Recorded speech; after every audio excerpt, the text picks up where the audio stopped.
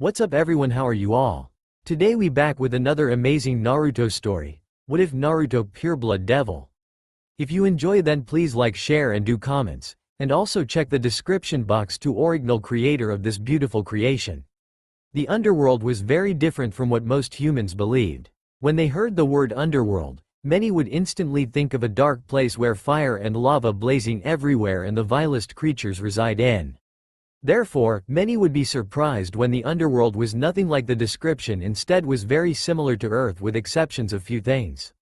In here, the skies are purple, the clouds are dark and the lands are more spacious since there are no oceans. But humans were correct in one thinking.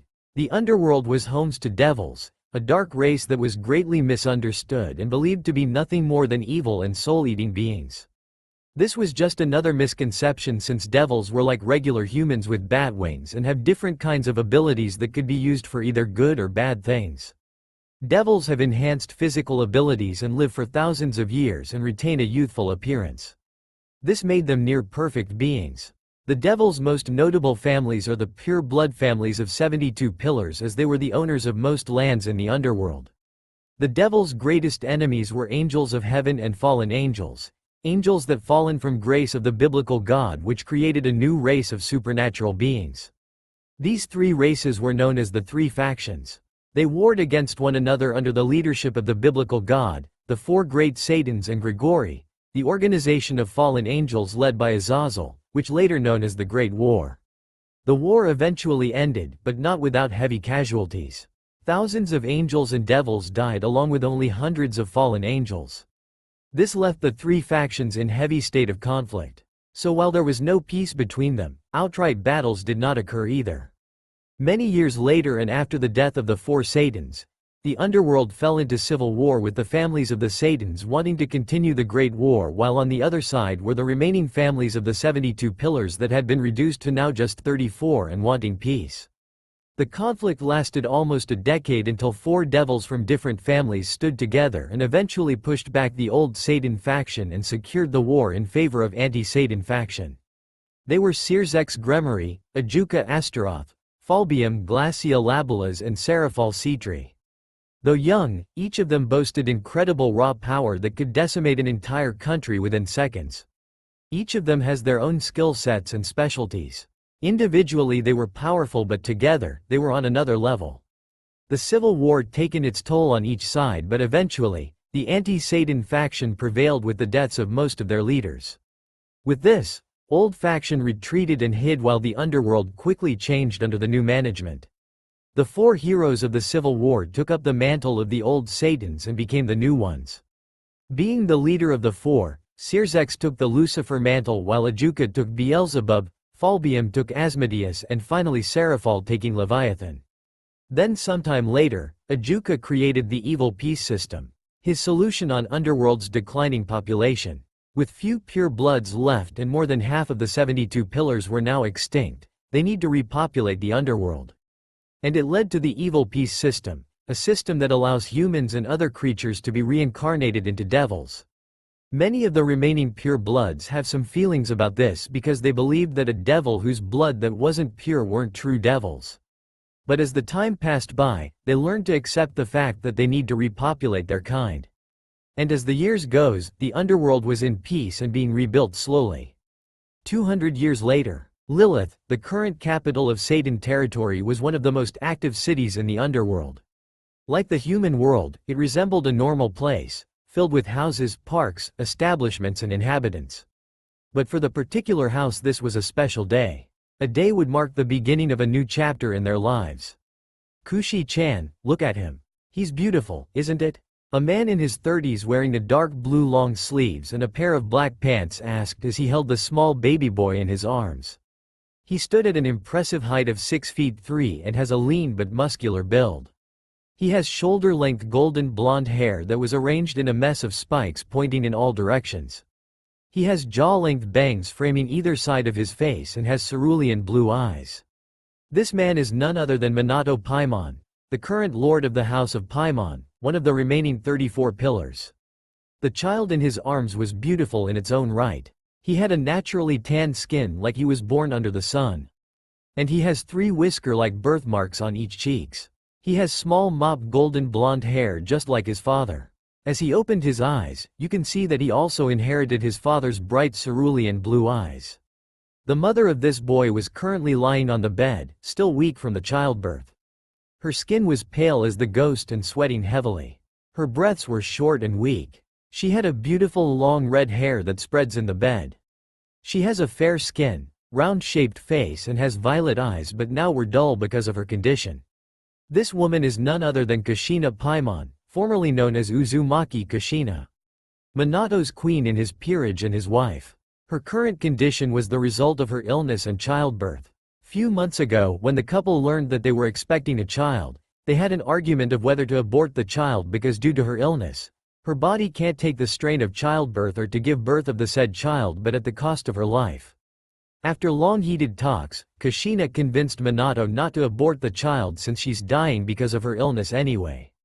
She repeatedly said to him that, "I'll die later anyway, the only difference is when will it be. So it's better this way, even when I'm gone, there will be a piece of me that will remain in this world and that will be our child." Minato was convinced by her wife about her and their child's fate. He was prepared for the worst to happen to his newly completed family. Kushina even joked that, "Now you have an heir to the house that we've been waiting for so long." Now back to the current situation. "Hey Minato-kun, stop hogging our son. Let me hold him," Kushina said weakly as she watched her husband interact with their son. That seemed to have snapped him out from his own world. Turning towards his wife, he carefully handed their son as he muttered an apology. "It's okay. I know that you want to hold him as much as I do." Kushina replied softly as he holds their son lovingly in her arms. "Oh, look at him. He looks just like you. He'll gonna be a lady killer just like you when he'll grow up. I wish I'll be there for him so that I could beat up his fangirls with a stick." She muttered sadly as she's now crying softly. The mere thought that she will not be there for his son hurt her. On the other hand, Minato was trying his best as tears were trying to escape in his eyes.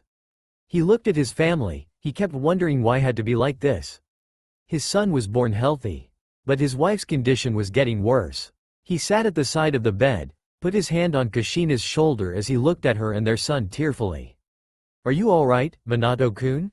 Kushina asked as she slowly turned her gaze away from their son towards her silent husband. "Yes, I'm fine. It's just that, now that we're a complete family, this happens." Minato muttered sadly. Now, he's crying while holding his wife's shoulder firmly and caressed Kushina's cheeks. "I know, but I'm happy that I've seen our son even it's just few minutes."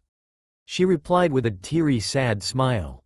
They knew this will happen but it hurts them both that their son will grow up without his mother. "So, what are we going to name him?" Minato asked softly. Kushina hummed softly as she looked to their son before her eyes lit up. "I know, he'll be named Naruto," she said softly as she waited for his reply. She knew that she only had a little time in this world because her body was weakening. Minato looked at his wife as he chuckled a bit. "Fish cake? Kushi-chan, I know that you love ramen but are you seriously gonna name our son after a ramen topping?" "Hey, it's not fish cake you know. It's Maelstrom," Kushina huffed weakly. She's starting to feel that her life was slowly slipping away. Minato looked at his wife worriedly as he saw that her condition was just getting worse. As he thought a bit about their son's name, his lips twitched a bit before turned into a smile. "Maelstrom, huh? It suits for a strong boy." Naruto Paimon. I like it." Kushina smiled as she watched their son in her arms. As if knowing that about her mother's situation and they were talking about him, he opened his eyes and scanned the room. As his eyes landed on his mother, he started to squirm and cry as if he wanted to stay close to his mother as possible. The couple watched their son for a few seconds before started crying too. "I guess he knows that you're leaving him. He wanted you to hold him close with your remaining time." Minato smiled sadly as he watched his wife hold their son more closely and humming a lullaby. Knowing that her mother was close, Naruto stopped crying and now asleep. After a few minutes, Kushina started coughing. Her breath became more shallow and weak. Seeing this, Minato stayed on her side comforting her until her last moments. "Hey Minato-kun, can you promise me something?" Kushina muttered weakly as she caressed Naruto's face. She knew that her heart will stop beating at any moment. Knowing this, she quickly thought about the things she wanted to say to his husband. "What is it, Kushi-chan?" Her husband whispered softly as he doesn't want Naruto to be waken up. He knew that Kushina's time was near. He didn't want to add strain on her body any more than this. I want you to promise me that you'll love our son unconditionally. I will not be there for him, so please fill in my part. Raise him to be a respectable and humble man. And give him the notes that I wrote about my rune magic, as it's the only thing that I can give to help him in his struggles. Teach him that power is not everything. And lastly, tell him that I didn't regret giving birth to him. I love you both, always remember that. As she finished saying what she wanted, her heartbeat and breathing slowed until it finally stopped. After he heard her last words, he looked at her wife. Still holding Naruto lovingly with a peaceful smile in her face. He couldn't help to smile as he saw Kushina's satisfied and happy face. He kept his smile until he couldn't hold his feelings back anymore. Feelings broke like a dam and cried silently on her side, mourning that the love of her life was gone. But it was interrupted by his son's cries. As he moved close to him, Naruto stopped crying and stared at his father's eyes. After a few seconds, he broke into a fit of giggles and started clapping his small hands. Seeing this, Minato smiled as he thought that his son was cheering him up and didn't want him to wallow himself in sorrow. He scooped and held him lovingly as he looked at his late wife. That's right, you didn't want to see me like this. Don't worry, I'll fulfill my promise and role as a father. I love you, Kushina, and always will. May your soul rest in peace. Minato muttered softly as he continued to look at Kushina's peaceful expression. At that moment, Minato made an oath to himself. From this day, he would make sure that Naruto would be happy and safe. Knowing that he'll grow up without a mother, he would raise him with as much love as he could. After all, nothing else in this world is greater than an unconditional love of a parent. For Minato Paimon, the last 8 years were some of the happiest and troublesome years of his life. And the reason for it was Naruto. He really looked like him with his eyes and hair. The only difference between the two of them was the shape of both her eyes and face, which he inherited from Kushina. But the most prominent features of his son was the 3 thin lines on each cheeks that resembled an animal whiskers. Just like any other kids, he was a ball of energy. He gotten along with almost everyone he met, especially his peerage and the servants of the house.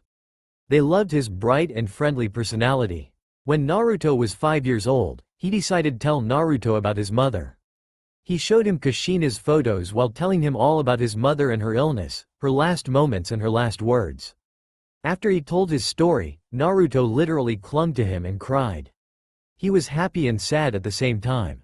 He was happy because he was wanted, and at the same time, sad that her mother was gone.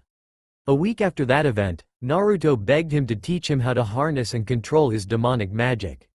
At first, he was worried, not because Naruto was still young to start training his demonic magic, but Naruto was grinning like a madman. When he asked what was the problem, Naruto simply said, I'm one step closer to my dream. Better watch out, Dad, I'm gonna surpass you and make Mom proud. Well, after that episode, Minato started to train him. The Paimon clan was known for their magical abilities related to earth, wind and water. Because of it, they can conjure sandstorms, rainstorms and tornadoes depending on the level of their demonic energy. But he was baffled when he learned that Naruto had slightly different magical abilities. Instead of Paimon's known 3 elements, he had wind and a lightning affinity. His aptitude on lightning was so high that instead of bluish-white, his lightning was colored black. After some research and studies, he concluded that Naruto's magical abilities were an anomaly in their clan.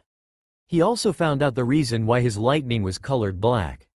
It was because Naruto's demonic power was much more concentrated in conjuring it.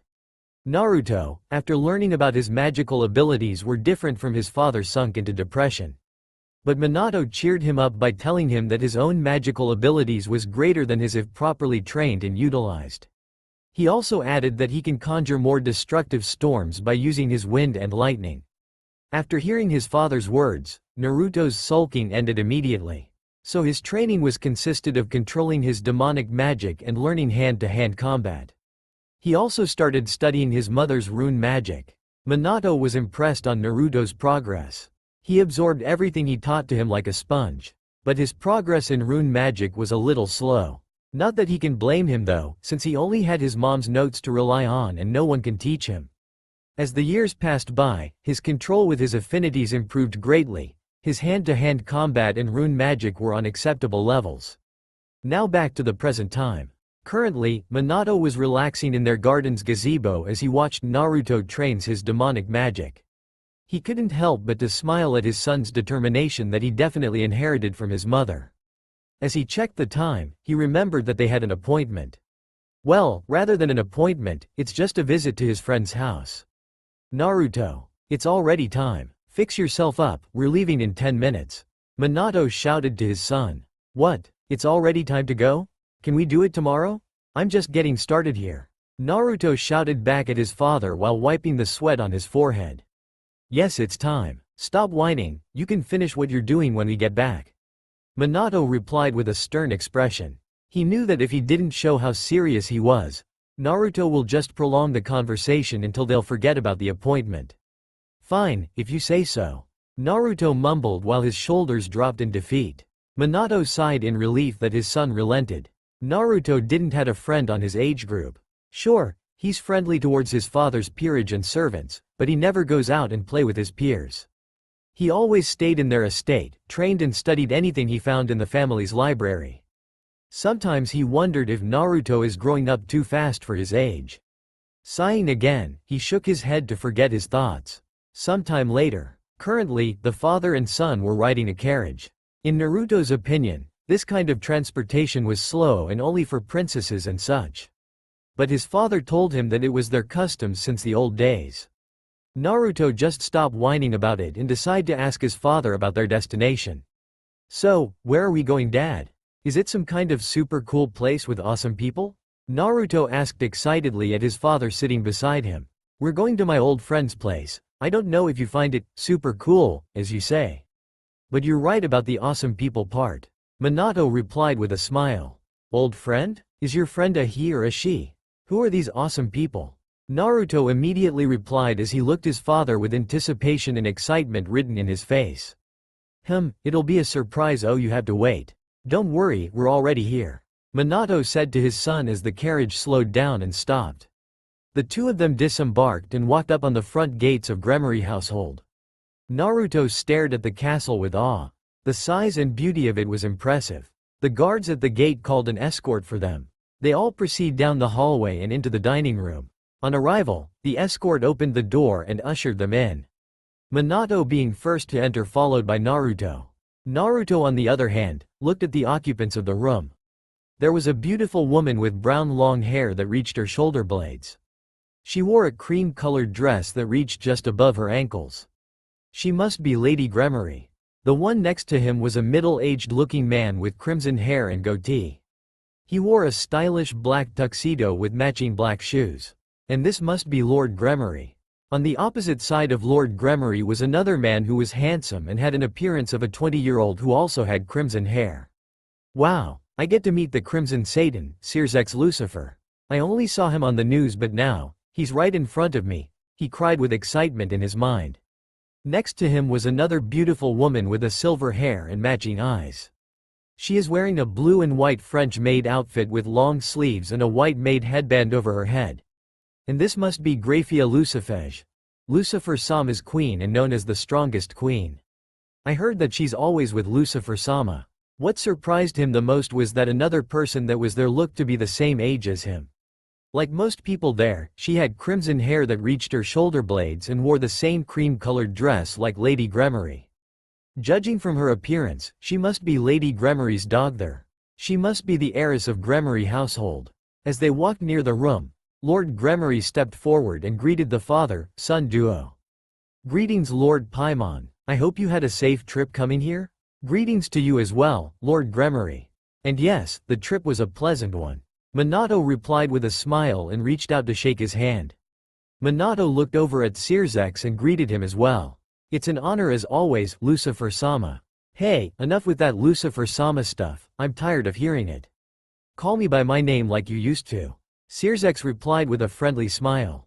Minato just chuckled at Searsex's words. Being one of the rulers of the underworld was stressful. Naruto, on the other hand, was utterly shocked. His father was a close friend with Searsex Lucifer? He didn't hear anything about this. He looked at his father, who clearly was amused at his expression.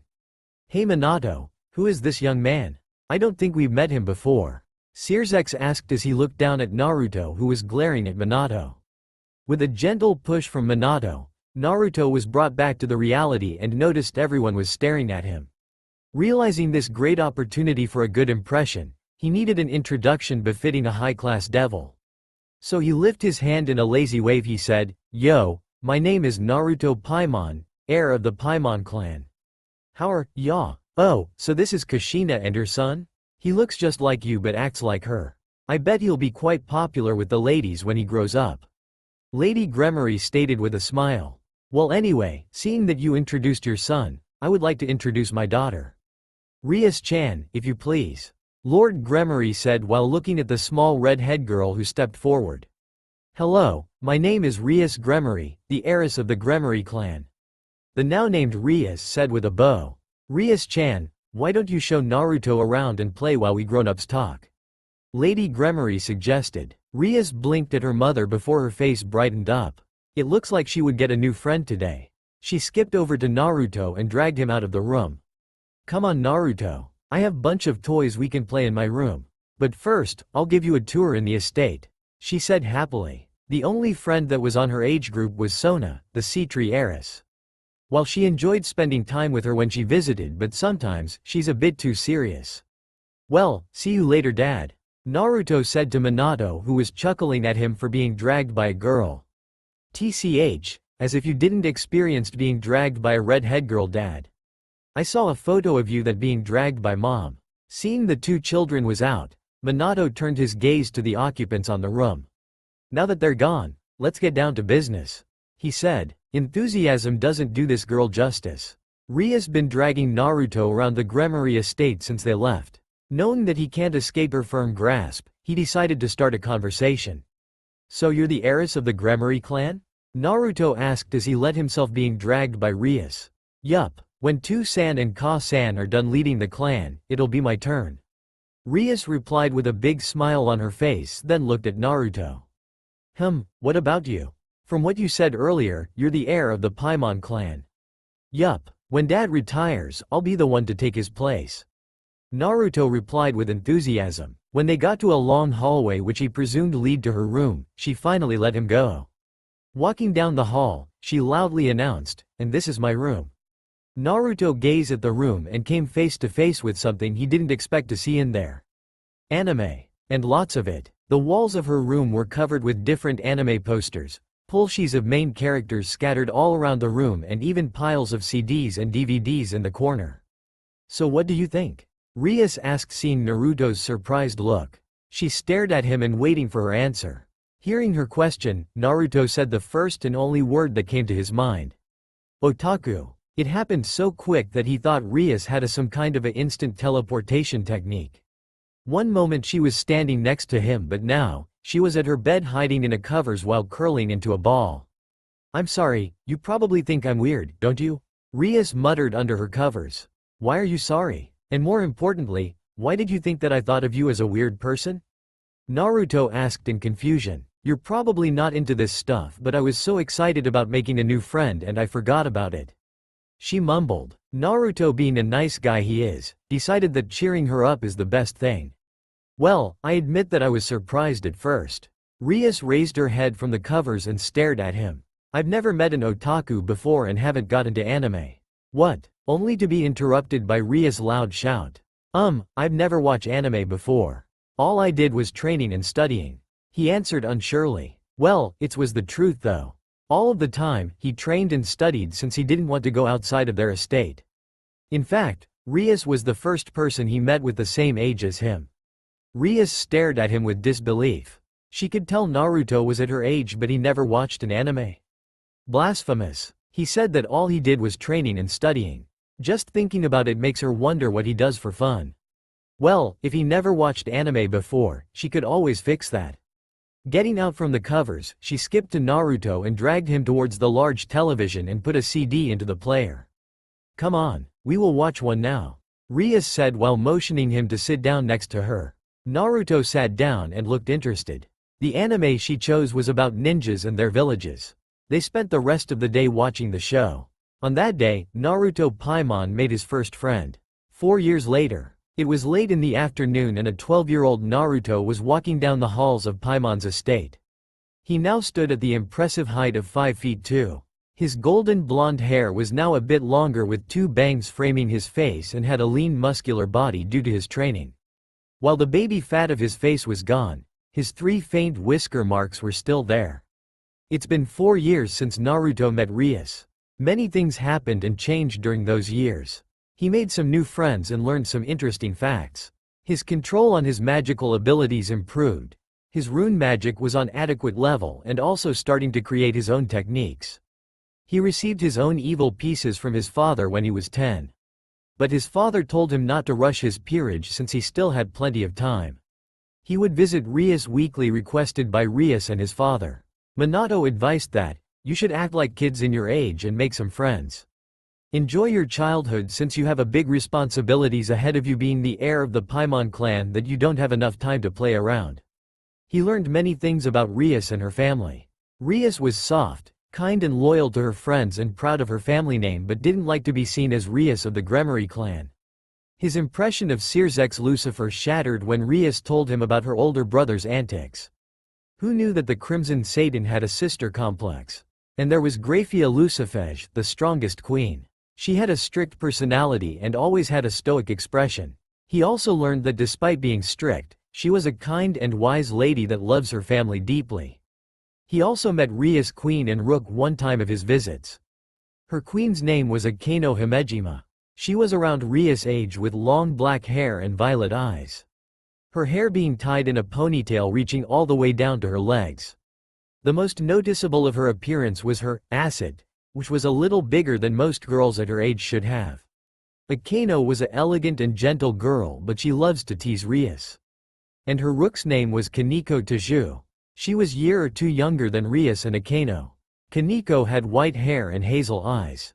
At the front, her hair has 2 long bangs going past her shoulders and several loose bangs hanging over her forehead, while the back has a short bob cut. She also wears a black cat-shaped hair clip on both sides of her hair. Kaneko had a quiet and cold personality, rarely showing any feelings and emotion, even when she was speaking. During one of his visits he met Rias' best friend, Sona Citri, the heiress of Citri clan and Seraphal Leviathan. Sona had black hair styled in a short bob cut and critical violet eyes under her violet glasses. She was a little bit serious and matured for a girl of her age. Naruto could tell that she's an intelligent girl for her age. And there was Seraphal Leviathan. She was a beautiful woman with a childlike body with a large bust. She had long black hair tied in twin ponytails with pink bows and her energetic violet eyes. She was a cheerful person with a childlike personality. She was the same as Sears's Lucifer, having a deep sister complex and has a tendency to get Sona into embarrassing situations. As the time flew, he became close to Rias and Sona. They played around in the Gremory estate and sometimes watched one of Rias's anime. There were times that they played chess. Though Rias always lost to him and Sona. But when him and Sona played, well, let's just say that Sona learned the hard way about his luck. After they played, Sona asked him if he would play with her if he had time. He readily agreed at her invitation since he enjoyed his time around her. He visited her in Citri household sometimes just to play and spend time with her. They became closer to each other but there was one thing confused him though. After his winning streaks to her, Sona said something about being her partner in the future. Being a friendly and naive he agreed without thinking. He also met some members of the Phoenix clan and didn't had a good impression of them at first. It was when he visited Rias at a wrong time since the Phoenix family had a meeting with the Gremorys. As far as he knew, Rias was engaged to the 3rd son of the Phoenix, an act to create a new bloodline and solidify the relationships of the 2 clans. What angered him the most was that Riser Phoenix, the one who was engaged to Rias, didn't give a damn about love. He only thought about Rias as a breeding stock. He was also arrogant and aggressive playboy with a holier-than-thou personality. However, he was really gotten along with the eldest son of the Phoenix, Ruval Phoenix. He kind and humble, unlike Riser. He also found out that Lord and Lady Phoenix were the same but kinda disliked them a little for forcing Rias on something against her will. Then there's Revel Phoenix, the only dog there and youngest of the Phoenix siblings. She was a young girl around Kaniko's age and behaved like a true noble lady. She had long blonde hair and dark blue eyes. Her hair is tied in twin ponytails with large, drill-like curls, and blue ribbons keeping them in place. The front of her hair has several bangs hanging over her forehead, with a V-shaped fringe hanging over the bridge of her nose. She was a well-mannered, modest, elegant, and polite young girl, but shown to be initially harsh towards those whom she dislikes. Their first meeting was somewhat proved that. She kicked him in the leg and screamed that a lowly servant like him shouldn't be casual to them. Maybe it was his fault for wearing a commoner's clothing, as she put it. Can you really blame him? He didn't like to wear those formal clothes since it made him uncomfortable. When she learned about who he really was, she repeatedly apologized for her conduct. He found it amusing though, even she acted like a true noble, she was still a child on the inside. He just brushed off her apologies and extended his friendship with her, which she readily accepted it with a smile. Snapping out of his thoughts, he noticed that his surroundings were unusually quiet. Strange. Usually, I come across some of our servants, but ever since I arrived, I haven't met anyone. Having a bad feeling about it, he hurriedly runs towards the kitchen where most of the servants usually stay. His bad premonition came true when he saw blood on the walls and doorway of the kitchen. Seeing this, he panicked and immediately ran to search his father. While he ran, he ignored bloody dead bodies of their servants and some of his father's peerage lying on the floor. As much as he wanted to mourn about them, he had to find his father. Damn it, who did this? As far as I know, we don't have enemies that want our blood. This is very bad, even Dad's peerage members were dead. I just hope that Dad is still safe. I don't know what I'll do if something bad will happen to him. First he checked the living room and then dining room, but all he saw was cold dead bodies of their servants. Then he went to their garden to see if his father was there. Not a single person was present in there. But he noticed that all the guards in the gate were dead. Whoever did this was pretty straightforward. They went inside the estate through the gate. TCH, they're definitely powerful. Things couldn't have been better. So far, I've checked every possible place where Dad would be except for his room. To his room it is. Knowing where to go next, he ran immediately. As he was nearing his father's room, he heard the sounds of fighting. When he arrived at the scene, it was a total chaos. His father was fighting two devils, a male and a female. At a single glance, he could tell that his father's opponents were ultimate class devils because of their demonic energy. His father was all winded up while the two was still yet to show their exhaustion. As his father was catching his breath, his eyes widened when he saw Naruto staring right at him with a scared expression. Naruto, what are you doing here? Or better yet, why did you come here knowing it's dangerous? Minato shouted at Naruto seriously. I don't know. All I saw were blood and dead bodies everywhere, so I wanted to check on you. Naruto stuttered while trying to stop his body from shaking out of fear. Oh, ain't that sweet, Minato? Don't worry, you're going to die today together with your son. You should have seen this coming after your clan sided with those fake. The male intruder said. He summoned a sword and immediately lunged forward to stab Naruto. Naruto closed his eyes waiting for the pain to come, but what he felt was blood splashing on his face. As he opened his eyes, he was shocked to see this father took the strike for him. And the attacker jumped back due to the sudden intervention of Minato. I won't let you lay a finger on my son while I'm still alive, Shalba. Minato said with intensity as blood was leaking in his mouth. He knew he was surely gonna die now because of his wound. So he started to think of a plan to ensure Naruto's safety.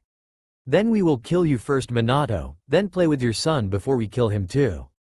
The female assailant said with venom on her voice as she started gathering her demonic magic in her hands. Having no choice, Minato suddenly conjured a sandstorm to disorient them.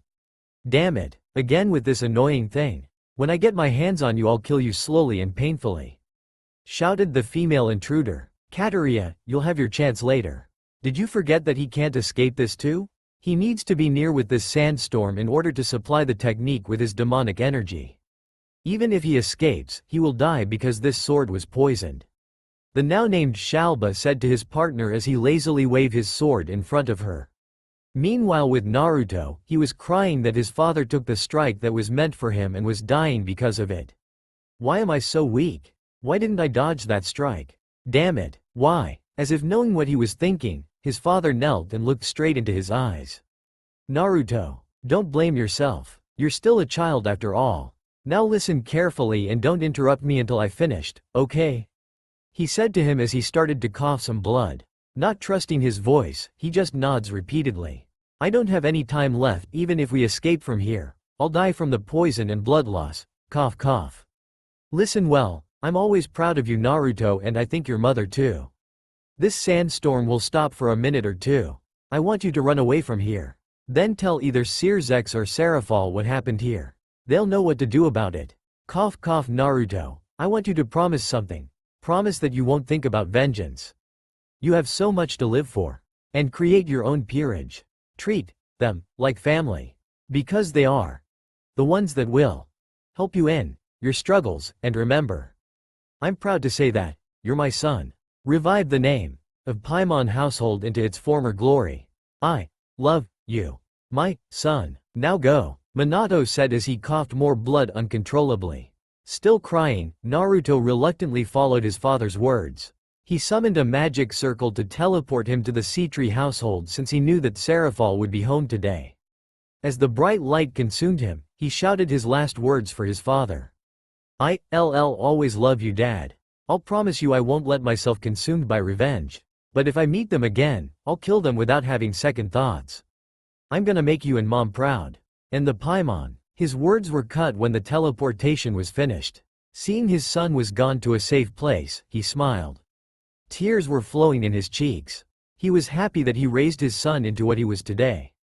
His only regret was he won't be there to see Naruto grow up. Shaking his head, he analyzed his current situation. His sandstorm will end soon and he will definitely be killed by those two.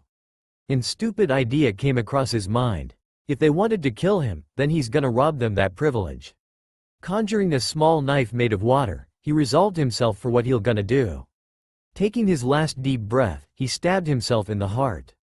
As his vision started to get dark, he couldn't help but to smile. He can now see his beloved wife, Kushina. She'll probably beat him up for his stupidity. With a smile on his face, Minato Paimon died and the sandstorm was stopped. Damn him, he helped his son escape. And looked at him, he killed himself. Kataraya screamed as he saw the lying body of Minato. Kataraya, calm down. Let's just get out of here. We already finished what we wanted. Shalba said as he summoned a magic circle for teleportation. Seeing what his accomplice was doing, she summoned a magic circle too. Leaving what mayhem they caused in the Paimon household. Sea-Tree household. Naruto was now standing in front of the Sea-Tree household. Remembering of what he need to do, he head towards the Sea-Tree estate. Open the gates please. I need to tell Leviathan-sama something. Naruto screamed as he was seen sprinting towards the gates. The guards was surprised at the panic seen in the face of the Paimon heir. Hearing the urgency on his voice, the guards unlocked the gate and grant him entry towards the castle. Naruto was frantically running towards the main door of the Sea-Tree castle. Pushing the large wood open, he ran towards the entrance hall making some loud clicking sounds. Naruto? A voice made him stop running. He looked at the source and found out that it was his friend, Sona. He walked towards her until he suddenly collapsed due to exhaustion from running. Seeing this, Sona immediately ran towards him. She noticed that his face was one of fear and anguish. She was horrified when she saw blood all over his clothes and shaking. What happened, Naruto? Why are you covered with blood? She asked him with a worried tone. Shalba. Kataraya. Dad. All of them. Dia. He answered between sobs as he lost his consciousness due to fatigue and traumatic experience he witnessed moments ago. Out of her character, Sona screamed from the top of her lungs fearing that Naruto was dead. Having heard of her screams, Lord and Lady Sea-Tree and some members of their peerage rushed at the scene.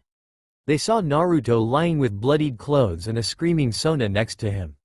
Sona, what happened? Is that Naruto? Lady Sea-Tree shouted in panic as Lord Sea-Tree checked Naruto's condition. He's okay dear, he's just exhausted. Nothing but a good night's rest will fix him. But I don't know about his mental health, he's in some kind of shock.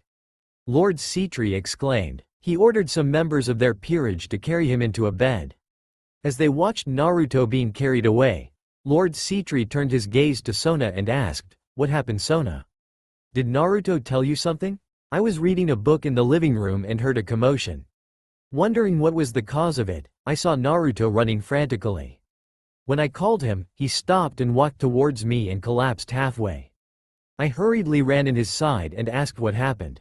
All he said was, "Shalba, Kataraya, Dad, all of them, Dia." The last word was unclear because he suddenly lost his consciousness. Sona answered his father with unease. "Are you sure that it?" Naruto said. "Shalban Kataraya?" Lady Citri asked with a grim expression. Seeing his daughter nod, her fears were confirmed. Shalba Beelzebub and Kataraya Leviathan, the descendants of the original four Satans. They were infamous in the underworld at their atrocious deeds. But after the old Satan faction lost in civil war, they hid together with their supporters. But now, they resurfaced again and things will surely be difficult for the future. "Dear, call Seraphal and tell her to search the Paimon estate," she said to her husband with an urgent tone. Knowing the gravity of the situation, Lord Citri left to call Seraphal. "Sona, why don't you watch Naruto? He'll need someone to talk to when he wakes up. I'll inform the other Satans about this," Lady Citri suggested to Sona. Mom, what's going on?" Sona asked with a scared voice. When she told them what Naruto told her, their moods suddenly changed. Her fears were doubled when her mother told her father to call her sister. But now, she was scared when the Naruto's situation was needed the attention of the Satans. "We still don't know what actually happened. But judging from Naruto's current condition and the names he said, it's definitely something bad." Her mother replied with a tired tone. "Who are Shalba and Kataraya that Naruto mentioned?" she asked her mother with curiosity. As she watched her mother walked away, she only heard her muttered, "Shalba Beelzebub and Kataraya Leviathan." She froze at the moment she heard those names. She heard from her sister about the civil war and old Satan faction that was led by the descendants of the original Satans. Her sister told her that they despised the current devil system and believed that they were the rightful rulers of the underworld. Having recovered from her shock, she decided to check on Naruto. When she arrived at the room, she saw Naruto thrashing around his arms and crying while asleep. He's having nightmares about what happened. He was definitely traumatized from what he experienced. I hope that this will not break him. As she saw this, she sat at the chair on the left side the bed and held his hand tightly. "Shush, you're safe now, Naruto. Calm down, it's just a nightmare. I'm here for you. Shush," she said with a soft voice. Seeing that Naruto started to calm down, she sighed in relief. She knew that for now, this was the only way to help him after what he had been through. Feeling a little bit tired herself, she decided to take a nap. Next day, Naruto slowly opened his eyes as the feeling of sunlight smacked him. As he continued to flutter his eyelids and noticed that he was staring at an unknown ceiling. He felt someone holding his left hand. Looking down, he was surprised to see Sona sleeping while holding his hand. "She must be watching me that she fell asleep in here." As he continues to stare at her sleeping face, he suddenly remembered what transpired yesterday. "That's right, Dad, I must tell Seraphal-sama about what happened to them." As he desperately willed his body to move, he noticed that Sona was starting to wake up. "Huh, Naruto, are you awake?" he heard Sona asked him as she rubbed her eyes. He nodded his head as he stared at her. "Sona-chan, can you let go of my hand? I need to tell Seraphal-sama what happened yesterday." Naruto told her urgently as he got up. Sorry. You don't have to hide it, you know. We already know what happened. Mom and Dad contacted Oni-sama and the other Satans to investigate what happened to your estate." Sona said softly. Silence reigned the room as Naruto stared at Sona with a sorrowful expression. He started to cry as images of his father's last moments replayed on his mind. Seeing this, Sona hugged him and stroked his back in a comforting way. Why did they do it? Dad, I'm sorry. It should have been me." Naruto mumbled as he continued to cry. "Shush. It's okay, let it all out now. You shouldn't blame yourself about what happened. Shush. You're not alone, you know. I am here. We are here for you, your friends." "Shush," Sona said with a reassuring tone. While she was doing it, she saw her sister enter the room at the corner of her eyes. "Naruto-tan, I'm glad you're awake. So Tan was worried sick when you collapsed in front of her, you know," Seraphal said with a teasing tone. Hearing her sister words, she released Naruto with a little blush on her face and turned her gaze away from Naruto. Snapping out from his mourning, he looked at Serafal with anguish on his face and said, Serafal-sama, Dad and the others were. And only to be cut off by Serafal. Yes, I know, Naruto-tan. I'm sorry for what happened. We investigated and searched the whole Paimon estate and all of the people were found dead. And the worst of all, the culprits were nowhere to be seen. So Tan said that you mentioned some names to her. May I know them? Serafal said seriously. I heard Dad called the male one Shalba. And this Shalba called his female partner Kataraya. Naruto said with some difficulty. Just thinking about those names brings unpleasant memories for him. So they were the culprits, huh? Those old Satan faction. They really hated us for them to almost wipe out one of the families of the remaining 34 pillars. Serafal muttered under her breath. Serafal-sama, do you know those two? My dad once told me that the old Satan faction hated our clan because after the original Satans died, my ancestors didn't supported them because of their actions. And they were the reason why only my dad was the remaining member of Paimon clan after the Civil War. Naruto inquired at Serafal. Yes, I know them, Naruto-tan, since they're infamous in the underworld. Their whole names were Shalba Beelzebub and Kataraya Leviathan, descendants of the original Satans.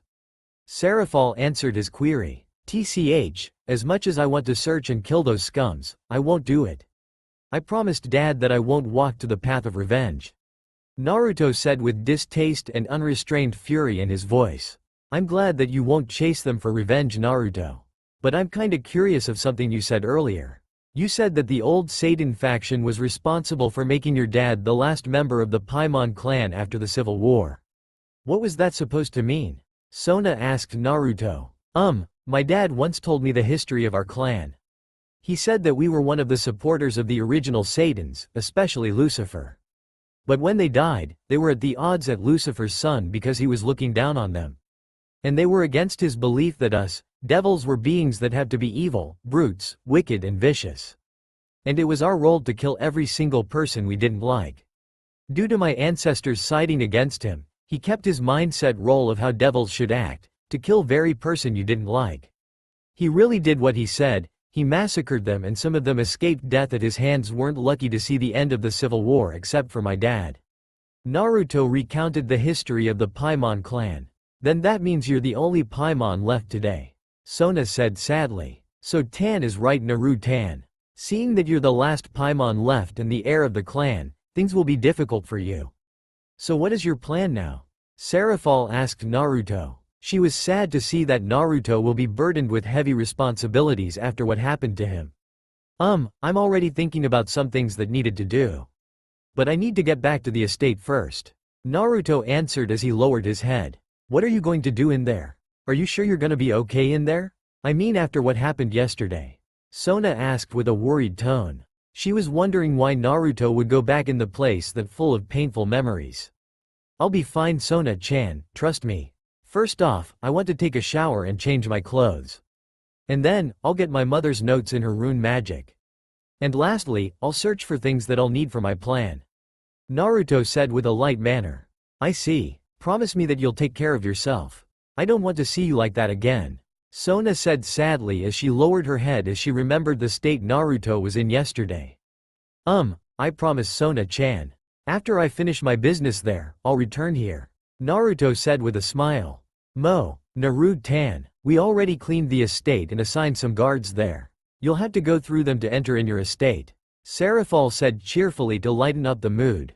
And if you're wondering what we've done with the bodies, we buried them all.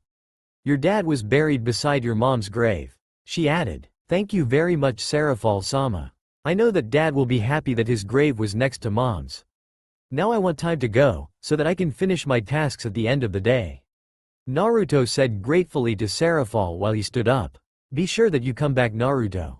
We don't know if you're still being targeted.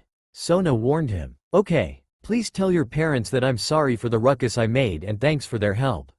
He said as he summoned a magic circle to teleport himself towards the Paimon estate. It's fine, Naruto-tan. Don't hesitate to come here if something bad happens. You're always welcome here at the Sea-Tree household. Serafal said as she struck a pose and winked at him. Oni-sama is right, Naruto. You are one of my close friends, so you're always free to come here. I'll tell our parents of what we discussed here, Sona added as she ignores her sister's antics. Okay, I'll always remember that. Please be sure to tell them my thanks. And Sona, I'm sorry for.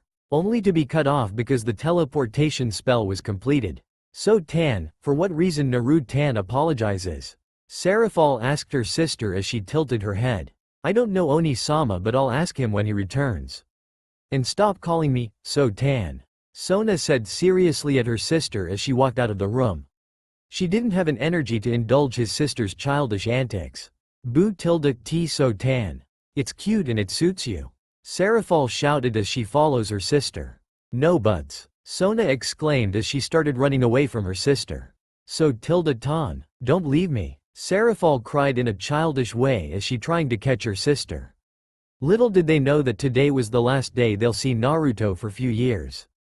Paimon Estate. As the bright light from the teleportation spell stopped, Naruto looked at the Paimon Estate with a sorrowful smile.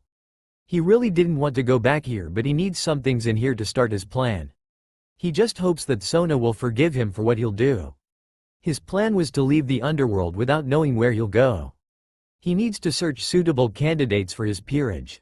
And the most important thing was to get stronger in order to protect himself and his future peerage members. When the guards saw him, they opened the gates and gave him entry towards the estate. As he headed towards the main door of the castle, he couldn't help but to feel a pain in his heart as he remembered the happy memories in this place. He pushed the large wooden door and marched towards his destination, his room. He arrived at his room and opened the door slowly. He slowly moved towards his bookshelf and looked for the things he needed. After he found them, he put them all on his pocket dimension. He trudged towards the night table at the side of his bed and opened the lowest drawer. The only thing in it was a photo album. He opened the first page of the album and looked at the pictures in it. The first one was a pregnant Kushina and Minato beside her. They have both smiles in their faces. And the second picture was him and his father standing outside the gates of Paimon Estates. Having seen enough, he tossed the album on the bed and headed towards his closet. After a few minutes of searching, he threw some clothes and a backpack on the bed again. Satisfied that he's almost done at what he needed to do, he headed towards the shower to take a bath. After he finished cleaning himself up, he wore one of the clothes he hand-picked earlier. His new clothing was composed of black shaggy pants, orange t-shirt inside the black jacket with a hoodie and a pair of black sneakers. He packed his things and prepared a magic circle for teleportation. My last task before I start my self-imposed exiled. I need to see mom and dad before leaving. Who knows how long I'll be back. As the bright light consumed him, he closed his eyes out of instinct. When they opened them up, he was now at the front of his parents' gravestones. Sitting between them, he silently closed his eyes as he thinks of the things he wanted to say. Hey Dad, Mom, I hope you guys won't be mad at my decision. I'm planning to go to the human world without telling anyone about it. I just hope that Sona-chan won't kill me after knowing that I left without informing anybody. I'm going to search members for my peerage in there, and while at it, I'll continue my training and completing my new technique that I created using Mom's rune magic. I'm gonna revive the Paimon clan and make you guys proud of me. I love you Mom, Dad. I hope that wherever you guys are, you're happy. Naruto said with a teary smile. He continued to sit for a few minutes before standing up and walked away from his parents' gravestones. Knowing that he's far enough, he cast a spell for teleporting him to the human world. Without having a clear destination in his mind, he chose the first place that came across his mind. To Europe it is, Naruto shouted as he engulfed by a bright light. And on that day, Naruto Paimon, the heir and last member of the Paimon clan, disappeared in the underworld. Kuo Academy. Not much known about its history, but still a prestigious school. Originally, it was an all-girl private school that recently turned into co-ed. So there are more girls than boys. As the grade goes down, the number of boys increases, but still more girls overall. Most of the clubs are consisted of girls. Even majority of the members of the student council are girls, including the student president. But unlike any other schools, Kuo Academy is being run by devils. In fact, the known students are devils themselves. Rias Gremory and Akano Himejima. The Kuo Academy's two great ladies, because of their beauty and elegance. And they are the president and vice president of a club called Occult Research Club, respectively. But in reality, the club is just a cover-up for the base of their operations. Rias is the heiress to the Gremory clan, one of the remaining 34 pillars of the underworld. And Akeno is Ria's queen in her peerage. Suna Shitori and Tsubaki Shinra, the third and fourth most popular girls behind Rias and Akeno. They are the president and vice president of the student council respectively. Like Rias Club, the student council is just a cover-up, but they do their responsibilities as student council of the Kuo Academy. Suna Shitori is just an alias that she used in the school. Her real name is Sona Sitri, heiress of the Sitri clan, one of the remaining 34 pillars of the underworld. Meanwhile, Tsubaki is Sona's queen in her peerage. Yuto Kiba, dubbed by the female students as the Prince of Kuo Academy, because of his looks and the way he acts. A member of the mysterious occult research club, being Rias Knight in her peerage. Kaneko Taju, also known as the school's mascot, because of her petite body, cold demeanor, and always seen eating snacks during her free time. Also a member of occult research club, and Rias Rook in her peerage. And lastly, the infamous Issei Hyodo, one of the perverted trio, the most perverted students in the Kuo Academy. The reason that made Issei infamous is being a member of the club with the most popular students of the academy. But in reality, he is Ria's only pawn in her peerage and the current Sekiryute. He is the current possessor of one of the 13 Longinus, boosted gear which Diedrich, one of the 2 heavenly dragons, resides in. And today was just another normal afternoon at Kuo Academy. The school has just ended and you can see groups of students mingled each other as they walk towards the gates.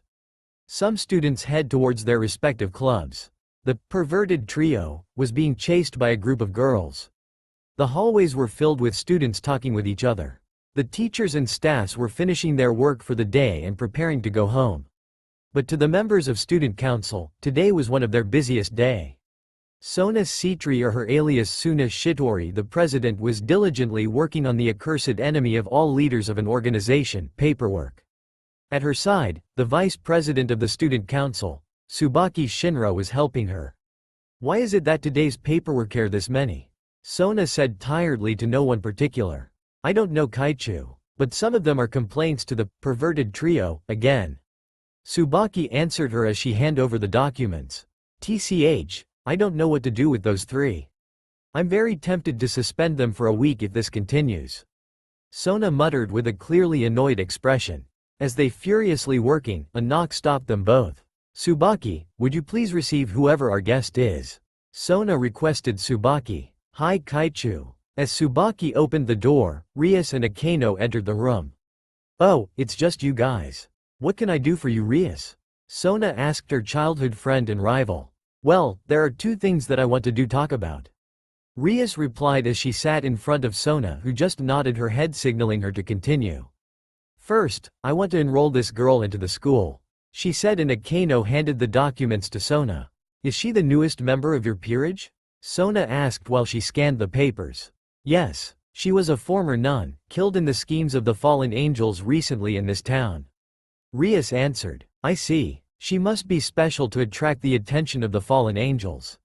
Sona commented as she handed the papers to Tsubaki and motioned her to start the procedures for enrollment. Yes, she has a sacred gear called Twilight Healing. She can heal any races including us, devils. Akeno, please help Tsubaki with the process of Asia's enrollment. Rias added. Hi bucko. Akeno agreed and followed Tsubaki out of the room. A valuable asset. You really lucked again, Rias. I'll have Tsubaki process her enrollment. With Akeno's help, maybe they can finish it before the administration office closes and she can enter the school tomorrow. So, what's the second thing? Sona asked as Rias. Well, last night, Oni-sama called and said that there will be a high-class devil that will be staying in THS town. He also said that he and his peerage will be attending here at the academy. He even gave me their address so that we could visit them and introduce ourselves to each other. He said that we should visit them tomorrow because they'll be having a small party for moving in here and they'll expect us to be there. Luckily, their place is near here. Rias said with a serious tone. That's interesting. Do you know from what household they are from? Sona asked curiously. That's the thing. Oni-sama won't tell me. He said that I have to find out it by myself. That's why I'm here to ask you if Sarafal-sama told you something. Rias said dejectedly. I didn't receive any calls from Oni-sama for almost a month, so I'm in the same boat with you. Let's just attend the party with our peerage to know who are they. Sona said with a sigh. Okay, we'll meet at the entrance of the school tomorrow at 6 o'clock in the evening since Oni-sama said that the party starts at 7. Rias agreed at her suggestion. As she was about to leave, she heard Sona calling her. Rias. Yes, Sona? Did your brother mention any news about him? Sona asked softly. Knowing who she meant, she looked at her with a sad expression and answered her truthfully. I'm sorry, he didn't say anything about him. I see. It's already been 5 years since he disappeared.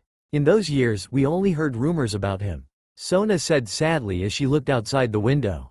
Yeah, I miss him too. I just hope that wherever he is, he's safe. Well, I better get going. My peerage is waiting me in the clubhouse. See you tomorrow, Sona, Rias said as she left the room. I just hope you're right, Rias. Sona mumbled as she went back to her work. Next day. Today's school has already ended and all of the students and staffs have already gone home. It's already past 6 o'clock and Rias and the company were waiting at Kuo Academy's gates for the members of the student council to arrive. Bucko, where are we going? And who are we waiting for? Issei exclaimed at Rias. While he was happy that he had a break from his duties as a devil, he's curious of where they will go. Era tilde. Ice-kun is a little bit impatient. Ufufufu. Akano commented at Issei's antics. Ma, relax Ice-kun. Even we don't know where we'll be going. We'll just have to wait the others and maybe Bucko will the answers tell us where we'll go. Kiba said to Issei with a smile. Impatient pervert. Kaneko shot back at him while eating Pocky. How tilde. Ice-san, it's okay. Surely, Bucko will tell us later about it. Asia comforted Issei who had a depressing aura surrounding him. Rias smiled as she watched her peerage's behavior. They treat each other like family. Too bad her another bishop can't go with them. As her peerage continued their childish squabbles, Rias noticed that Sona and her peerage had arrived. Sorry for having you wait for us, Rias. There were a lot of things that we needed to finish today. Sona apologizes to Rias. It's okay, Sona, there's still plenty of time to spare. Rias assured as she looked at Sona's group. Seeing the arrival of the student council, Issei, Asia, Kaneko, Kiba and Akano stopped their bickering. Bucko, why are the members of the student council here? Are they the ones that we're waiting for? Issei asked Rias with a clear confusion on his face. Oh, so you didn't mention us to Hyodo, Rias-senpai? It's also weird not to notice us when we are devils as well. The lone male on the group said. Saji, it can't be helped because we are not supposed to contact each other at normal times. Also, it hasn't been that long since he became a devil. Sona stated. Well, I'm planning on telling Issei and Asia tonight so that we can introduce ourselves properly. Since both of us have gotten new members to our groups, it'll be better this way. Rias reasoned the group. Wait, that does mean that Kaichu is a devil too? Issei exclaimed with a surprised tone on his voice. The Kaichu, Suna Shitori's real name is Sona Sitri. She's a high-class devil who is the next heir of the House of Sitri, one of the remaining 34 pillars. Akano answered Issei's query. Allow me to introduce Saji Genshiro, he's my pawn. Sona said as Saji bowed with a little smile. This is my only pawn, Issei Hyodo and my bishop, Asia Argento. She just entered the academy today. Rias smiled while she gestured at Issei and Asia. Oh, another pawn. I always wanted to meet one. Issei voiced out while smiling. Actually, being similar to one of the perverted trio damaged my pride. Saji commented offhandedly. What did you say, you prick? Issei snarled as he narrowed his eyes. Wanna go at it, perv? I might be a newly reincarnated devil, but I'm worth 4 pawn pieces, you know. Saji cockily said. Before things get escalated, Sona glared at Saji and said, That's enough, Saji, behave yourself. And for your information, Hyodo-san was worth 8 pieces. 8? Isn't that all of them? For a guy like him, it's hard to believe that he's worth all of them. Saji shouted with disbelief. I'm sorry for that, Hyodo-san, Argento-san. I really hope that you all get along as fellow devils in this school. Sona said with a smile, then glared at Saji. Yes, please get along with me. Saji stammered under Sona's glare. Yes, let's get along, Genshiro-san. Asia said with an innocent smile as she extended her hand for a handshake. Saji quickly grew a smile as he used both of his hands to shake Asia's hand. No, the pleasure is all mine. To be able to meet an innocent beauty like you. As he held her hand in an affectionate manner, Issei narrowed his eyes and quickly took Saji's hand and shook his hand while gripping it. Hard. Ha ha ha. Please get along with me as well, Saji-kun. Also, I suggest that you keep your hands away from Asia if you don't want to die. Issei said to Saji with a fake smile. Oh, yes. Let's get along, Issei-kun, to keep such beautiful lady just for yourself. I expected less from one of the perverted trio. Saji growled back at Issei while adjusting his grip and started to squeeze his hand. As the two pawns insult each other, Rias and Sona looked at each other and turned their gaze at Issei and Saji and let out a tired sigh. Enough, Issei, Saji. Rias and Sona shouted at them together. Hearing their respective king's order, they both shut their mouth up and huffed away with each other. Now that those two stopped their childish antics, let's go to the party, that Lucifer-sama said to Rias. Sona stated as she started to walk. What party? Lucifer-sama mentioned. Kaichu. Rias-san? Tsubaki asked the two. Well, Lucifer-sama told us that there will be a high-class devil and his peerage that will be staying in this town. Also, they already enrolled at Kuo Academy by himself. He told us that they're having a small party for moving in here and expecting us to go there so that we'll get to know each other. Sona answered her queen's inquiry. Yeah, he didn't even mention which household they belong. All he gave was their address. Rias added, making the other members of the group curious of the new devils. As the group continued to walk towards their destination, they interacted with each other. Kiba was just keeping himself amused at Issei and Saji, who were insulting each other. Asia and the other members of the student council were getting to know each other. Akeno and Tsubaki were talking about their day at school. Rias and Sona were just observing the group. And Kaneko, being Kaneko, just eating a Pocky, and followed them closely. Looks like this is the place, Rias mentioned to the group as she looked at the place and checked the address. The group stopped what they were doing and stared at the house. It was surprisingly normal for the status of its owner. The place is normal 3-storied terrace house with a gray exterior, a balcony on the upper floors, and a black roof. Bucko, just to be sure, are we really going to meet a high-class devil? Issei asked Rias unsurely. Well, who can blame him? The house they're staring right now is like any residential ones. He was expecting something grand like a big mansion.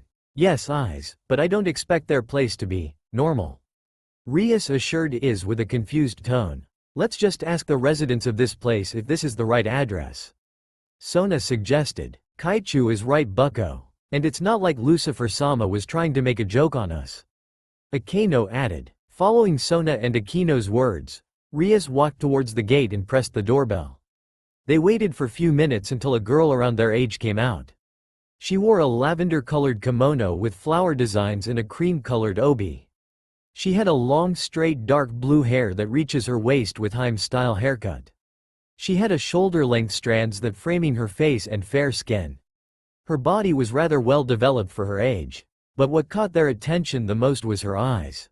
Her eyes were white pupil-less eyes with a tinge of lavender. They begin to wonder if she's blind or suffering from some kind of optical ailment. Good evening. Is there anything you need? The girl politely asked them. Good evening too. We're looking for this address. I just wanted to ask if we were at the right neighborhood. Rias stated in the same manner as she handed a small card. Well, you're at the right place. Are you perchance the Gremory and Citri group?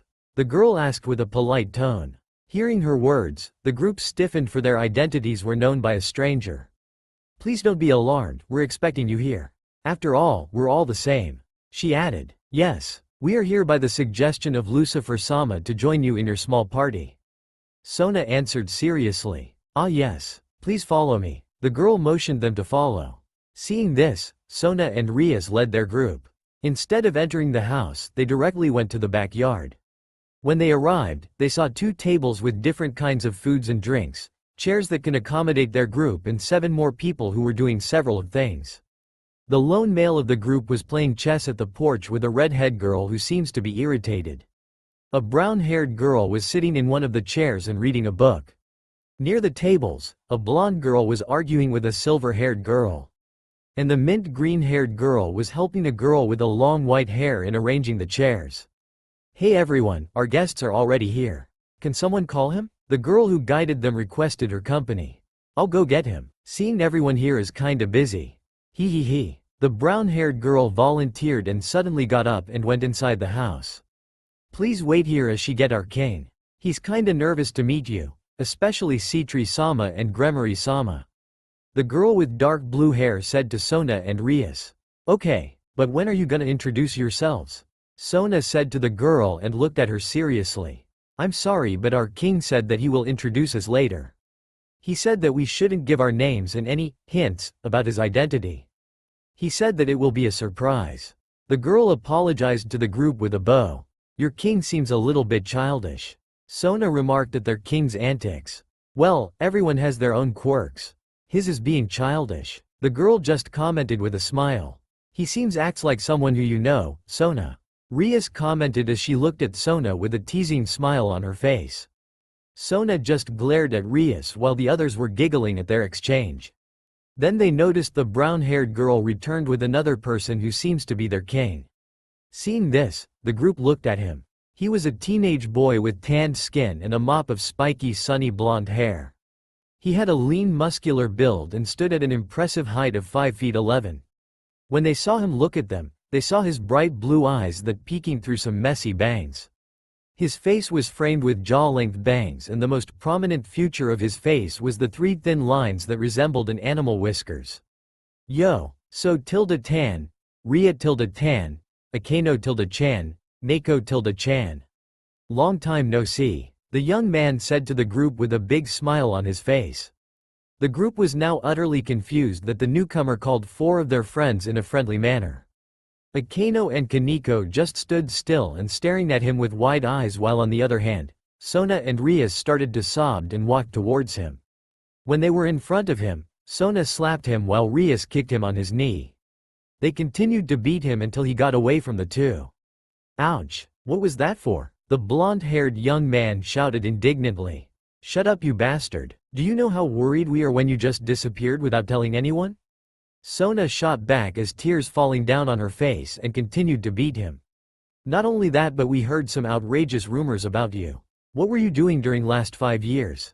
Rias shouted as she punched him in the gut. Well, only to be cut off by another slap courtesy of the Citri heiress, then hugged him tightly. I was worried sick, Naruto. Why did you leave? You better have a good explanation or else. Sona said to Naruto with a tone that she was not joking with her threat. I'm sorry, Sona-chan, Rias-chan. I'll explain things later on, Naruto said as he returned the hug. On the sidelines, Naruto's company just watched silently of Naruto's beating and reunion. While Rias and Sona's peerage were confused because not only they know their host but they beat him. Akano-senpai, Kaneko-chan, who is he? Why does he know you guys? Issei asked Akano and Kaneko, who were smiling with tears at the corner of their eyes. Fuku Kaichu, do you know him? And why is it that Kaichu hugging him? A jealous Saji asked Tsubaki, who's smiling as she looked at Sona. Well, it's better that Akano-san or Kaneko-san answer your questions since I never met him. I only heard stories about him from Kaichu. Everyone looked at the two and waited for their response. He's their childhood friend, Naruto Paimon. The last member of the Paimon clan and heir to its household. Kaneko and I met him when he visited the Rias to play with her. Then sometime later, he met Sona and they became close friends. Though I don't know what really happened between the two of them. Akano explained to the group while Kaneko just nodded. Sensing the confusion of the other group, Naruto released Sona in his arms and looked towards them. Well, since the reunion was finished, let's get to the introductions. My name is Naruto Paimon. As Akano-chan said, I'm the last of Paimon clan and its heir. Now I'm going to introduce my peerage to you guys since I told them not to use their names for you will know them. Naruto said with a fox-like grin on his face, earning a stupefied looks on his guests. Just go and introduce them so that we can do ours and tell us what you've been doing during your disappearance and about the rumors. Sona retorted while wiping the tears on her face. Okay, geez, you're always so serious, so tan. Well then, let's start. Naruto said while calling his peerage to come near him. This is my queen, Noella Crowley. An expert magician and current possessor of absolute demise, or also known as Eternal Ice Princess. Naruto said while pointing her. She appears to be in her early 20s with long white hair tied in a ponytail with a huge black ribbon. She had pale complexion and her face was framed with long bangs that reaches her chest. "Hello everyone, I'll be in your care," Noella said with a formal tone as she bowed. "Wait, Crowley? Are you Aleister Crowley's descendant? And a Longinus possessor too?" Sona inquired Noella. Hearing her words, Rias and the others looked at Noella with shocked expressions. "Not every day you can see the possessor of one of the 13 Longinus." "Yes, I'm his descendant but I'm not as good as him when it comes to magic," Noella confirmed with a stoic expression. "Okay, now let's go to the next person. This is Fu, one of my rooks. A fairy that once served King Oberon at his court in Avalon. She's a daughter of a nymph and a spriggan. She's good at using spears and fairy spells. And also, she's knowledgeable in herbalism," Naruto said as he pointed at Fu. "She had a spiky, shoulder-length mint green hair and has orange eyes." "Hello, I'm Fu. I hope we can be good friends," Fu said as she bowed in front of them. "Okay, ask your questions later. Let's finish first the introductions, shall we?" Naruto interjected before any of them could ask about Fu. "The next is one my bishops, the mutated one, Shoko Akagi. A Kyuubi no Kitsune," Naruto said while pointing at Shoko who was pouting at his introduction. This earned many gasps at their guest. A Kyuubi is known to be par with an ultimate class devils and Naruto has one on his peerage? What's next? A hero descendant. Mo, why is it so short? I thought you'd say some cool things about me. Naru-kun you meanie. Shoko protested at her introduction and sprouted her ears and tails. She had a fair skin and vibrant red hair that reached her back. On the top of her head, there were 2 red fox ears with white tips.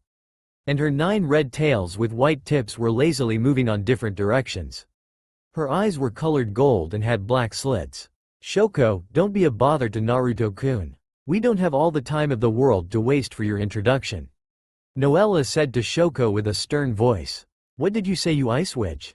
Shoko shot back at Noella with a menacing glare. "Guys, please stop it. You can rip each other later, okay?" Naruto diffused the tension between the two of them before things escalated. Noella remained her cold demeanor while Shoko just huffed away. Naruto just sighed tiredly at their antics. "Well, now that's over, let me introduce to you my 2 knights. The blonde one is Viviane Pendragon and the silver-haired one is Genevieve Dulac." Naruto motioned at the 2 who just smiled and waved at the group. Viviane had a small stature and fair skin tone. Her blonde shoulder-length hair was tied in a ponytail. Her face was framed with jaw-length bangs and her deep green eyes were barely covered with her bangs. Genevieve on the other hand had a short hair and gray eyes. She appears to be in her late teens and had a white skin tone. "Pendragon? Dulac? How in the name of Satans did you get the descendants of King Arthur, Lancelot and Guinevere?" Rias voiced out her disbelief. The others were now completely shocked. A magician's descendant with a Longinus, a fairy that once served at Avalon, a Kyuubi and now, 2 hero descendants? Just how did Naruto manage to convince them to join his peerage? "Hey Tomato, I'm not your King Arthur's descendant, I'm Mordred's descendant," Viviane corrected Rias with a glare. "Viviane, you should have just told her nicely, do you have to insult her?" Genevieve asked Viviane with a tired tone. Now, Rias, Sona and the others had their mouth agape while Naruto and his peerage just sighed at Viviane. She just insulted a high-class devil without having a care in the world. Sorry for her attitude, she's not the type that do formalities. Naruto apologized while waving his hands to gather their attention. Rias just nodded at him and motioned to continue. "Wait, you said her name is Genevieve Dulac, right? Isn't she one of Church's top exorcists?" Sona asked Naruto skeptically. Everyone's eyes were now wide open as they stared at Genevieve. "Yes, Citri-sama, I was once an exorcist. But due to some unfortunate events, I met Naruto-sama and joined his peerage as his knight." Genevieve answered Sona's inquiry. They noticed that she mentioned the word exorcist with hatred. "Jin-chan, please calm down," Naruto muttered softly as he held her shoulder in a comforting manner. Hearing Naruto's words, Genevieve calmed herself down and smiled at him. "Now for the last 3, they're all my pawns. You already met Hinata Hyuga, she's the one that received you. She was worth 2 pieces. Naruto pointed at Hinata who smiled and apologized at them for her behavior earlier. "The one who volunteered to call me was Yakumo Oz, a member of the extinct clan of Oos, one of the 72 pillars. Naruto pointed at Yakumo, who bowed at them and smiled. She had a long brown hair and light brown eyes. Her hair was straight on the other side, but on the other side it is in a braid. She had a white skin tone and a slim body. She was worth 3 pieces. Naruto added, "Wait, if she's a member of one of the clans of 72 pillars, doesn't it make her a high-class devil? She can receive her own evil pieces and start her own peerage, and yet, why did she join in yours?" Sona asked Naruto with curiosity. "Well, long story short, I was a damsel in distress, he helped me and offered his friendship. But when he said that he was to leave the underworld again, I cried and he offered me a place in his peerage." Yakumo happily explained to Sona. The group was just stupefied at her simple yet complete answer. "Okay, this is my last pawn, Shikamaru Nara. He was worth 3 pieces and he's the laziest person I know." Naruto introduced Shikamaru, who looked like going to sleep at any moment. He had a shoulder-length black hair tied in a spiky ponytail with brown narrow eyes. "Troublesome blonde. Nice to meet you guys.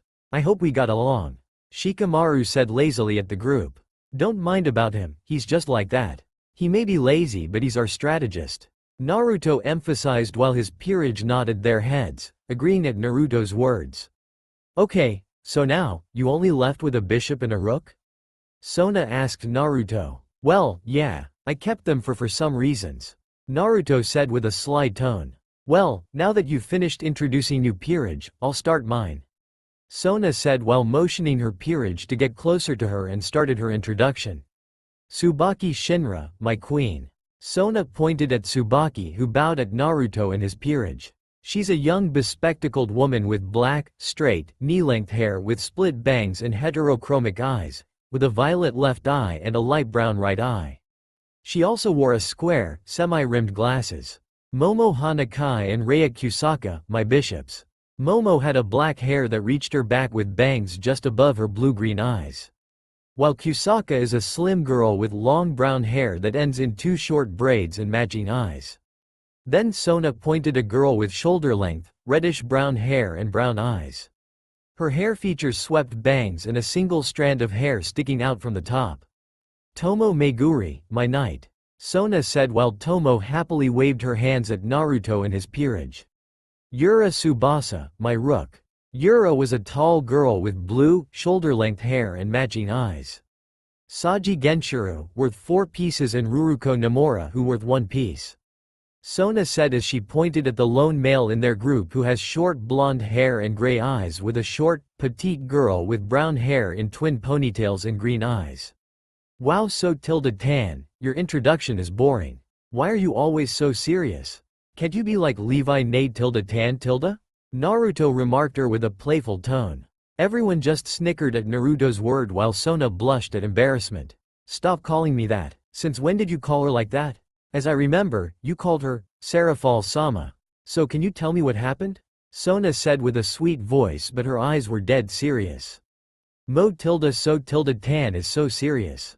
I'll tell you later when Ria tilde tan's introductions are over," Naruto said while pouting like a child. "Okay, you better tell me everything," Sona emphasized seriously. Naruto just nodded at her and motioned Rias to start her introductions. "This is my queen, Akeno Himejima." Rias pointed at her. Akeno bowed and gave them a sweet smile. "Kaneko Taju, my rook." The petite girl with white hair just nodded from Rias' words. "Yuto Kiba, my knight." Kiba bowed and smiled at Naruto's group. "My bishop, Asia Argento, and my only pawn, Issei Hyodo, who worth 8 pieces." As she pointed at Issei and Asia, who bowed and gave them a friendly smiles. "8 pieces? Perhaps a Longinus possessor?" Naruto questioned Rias. Perceptive as always Naruto-kun. "Yes, he's the current possessor of boosted gear, the sacred gear that housed Diedrig, one of the 2 heavenly dragons," Rias stated proudly. "Well, now that's over, let's eat while I explain things to you guys," Naruto said as he gestured his hand to the tables. Everyone served themselves with the snacks and drinks of their own choice. As they finished getting what they wanted, all of them were now sitting on the chairs. Sona and Rias sat in front of Naruto while their respective peerages were beside them. "Naruto, since when did you came back?" Sona asked Naruto, who was munching some chips. Well, I returned to the underworld last week while the others were searching for a place for us to stay in this town since I'm planning to surprise you guys. But when I visited your home, well. Naruto's words stopped as he smiled sheepishly and rubbing the back of his head. Well, what? Rias rebuked with an irritated voice. This happened. Naruto started narrating his return in the underworld. Flashback. Last week in the underworld. Naruto was now standing in front of the gates of Citri Estate. It's been 5 years since he last entered this place and nothing seems changed. He just returned from his self-imposed exile. Having visited his parents' resting place, he decided to visit the Citri and Gremory household. Now, he head towards the guards to ask permission of his entry towards the castle. He presented his clan's crest at the back of his right hand.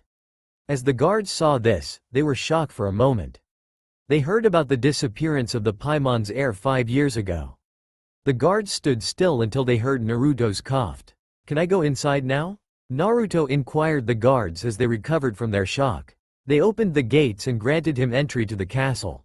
One of the guards had escorted him towards the castle's living room. When they reached their destination, the guard bowed down to Naruto and returned to his post.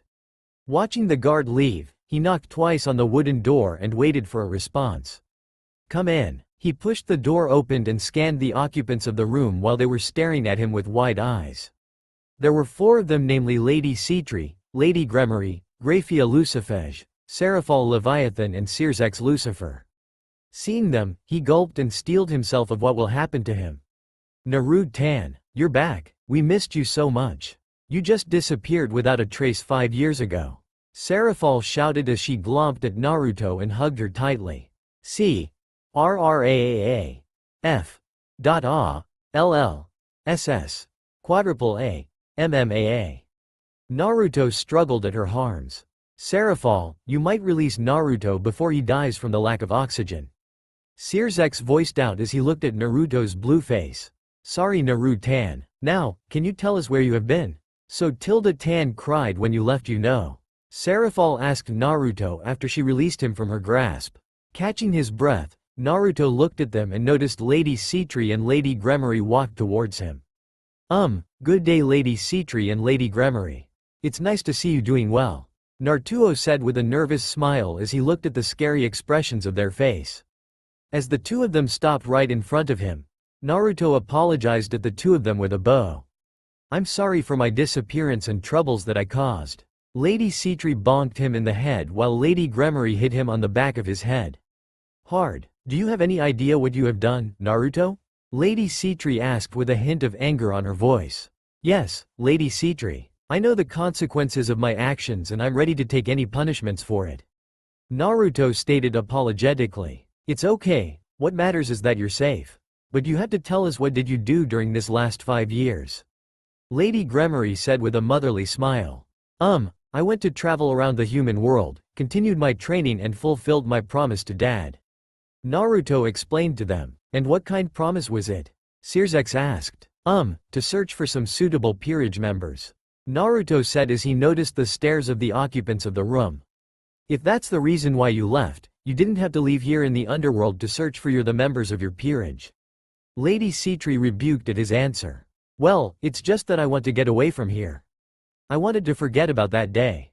Naruto mumbled as he lowered his head. Hearing his words, they didn't question him any further. They knew what happened on that day. So, what are you planning to do now? Since you came back, you can attend the gathering of the young devils at this summer. Searsex asked Naruto. I want to lay low for a while and wait for a perfect opportunity to announce to the underworld about my return. But I don't know what to do until summer comes. Naruto stated his plan to them. You could attend at the school in the human world where Rias, Sona and their peerage attends. Lady Gremory suggested at Naruto. School? Why would I attend to that boring educational institute? All I planned was to stay in the human world where Rias and Sona were studying and surprise them. Why would I go to school with them? I hate schools. Naruto protested as he waved both of his hands in denial. That's a good idea. And think of it as your punishment, young man. Do you think we would let you off so easily after the stunt you pulled off? Lady Citri remarked sternly to Naruto. Seeing no way out of this, Naruto's shoulders slumped in defeat. Look on the bright side, you can spend time with Sona and Rias. You can make up for the time you left for 5 years. Lady Gremory added, they'll definitely beat me to the inch of my life. Naruto muttered as he shivered of what the two will do to him. Naru-tan, I think they won't hurt you cause they missed you too. Seraphol said cheerfully. I think Seraphol is right Naruto-kun.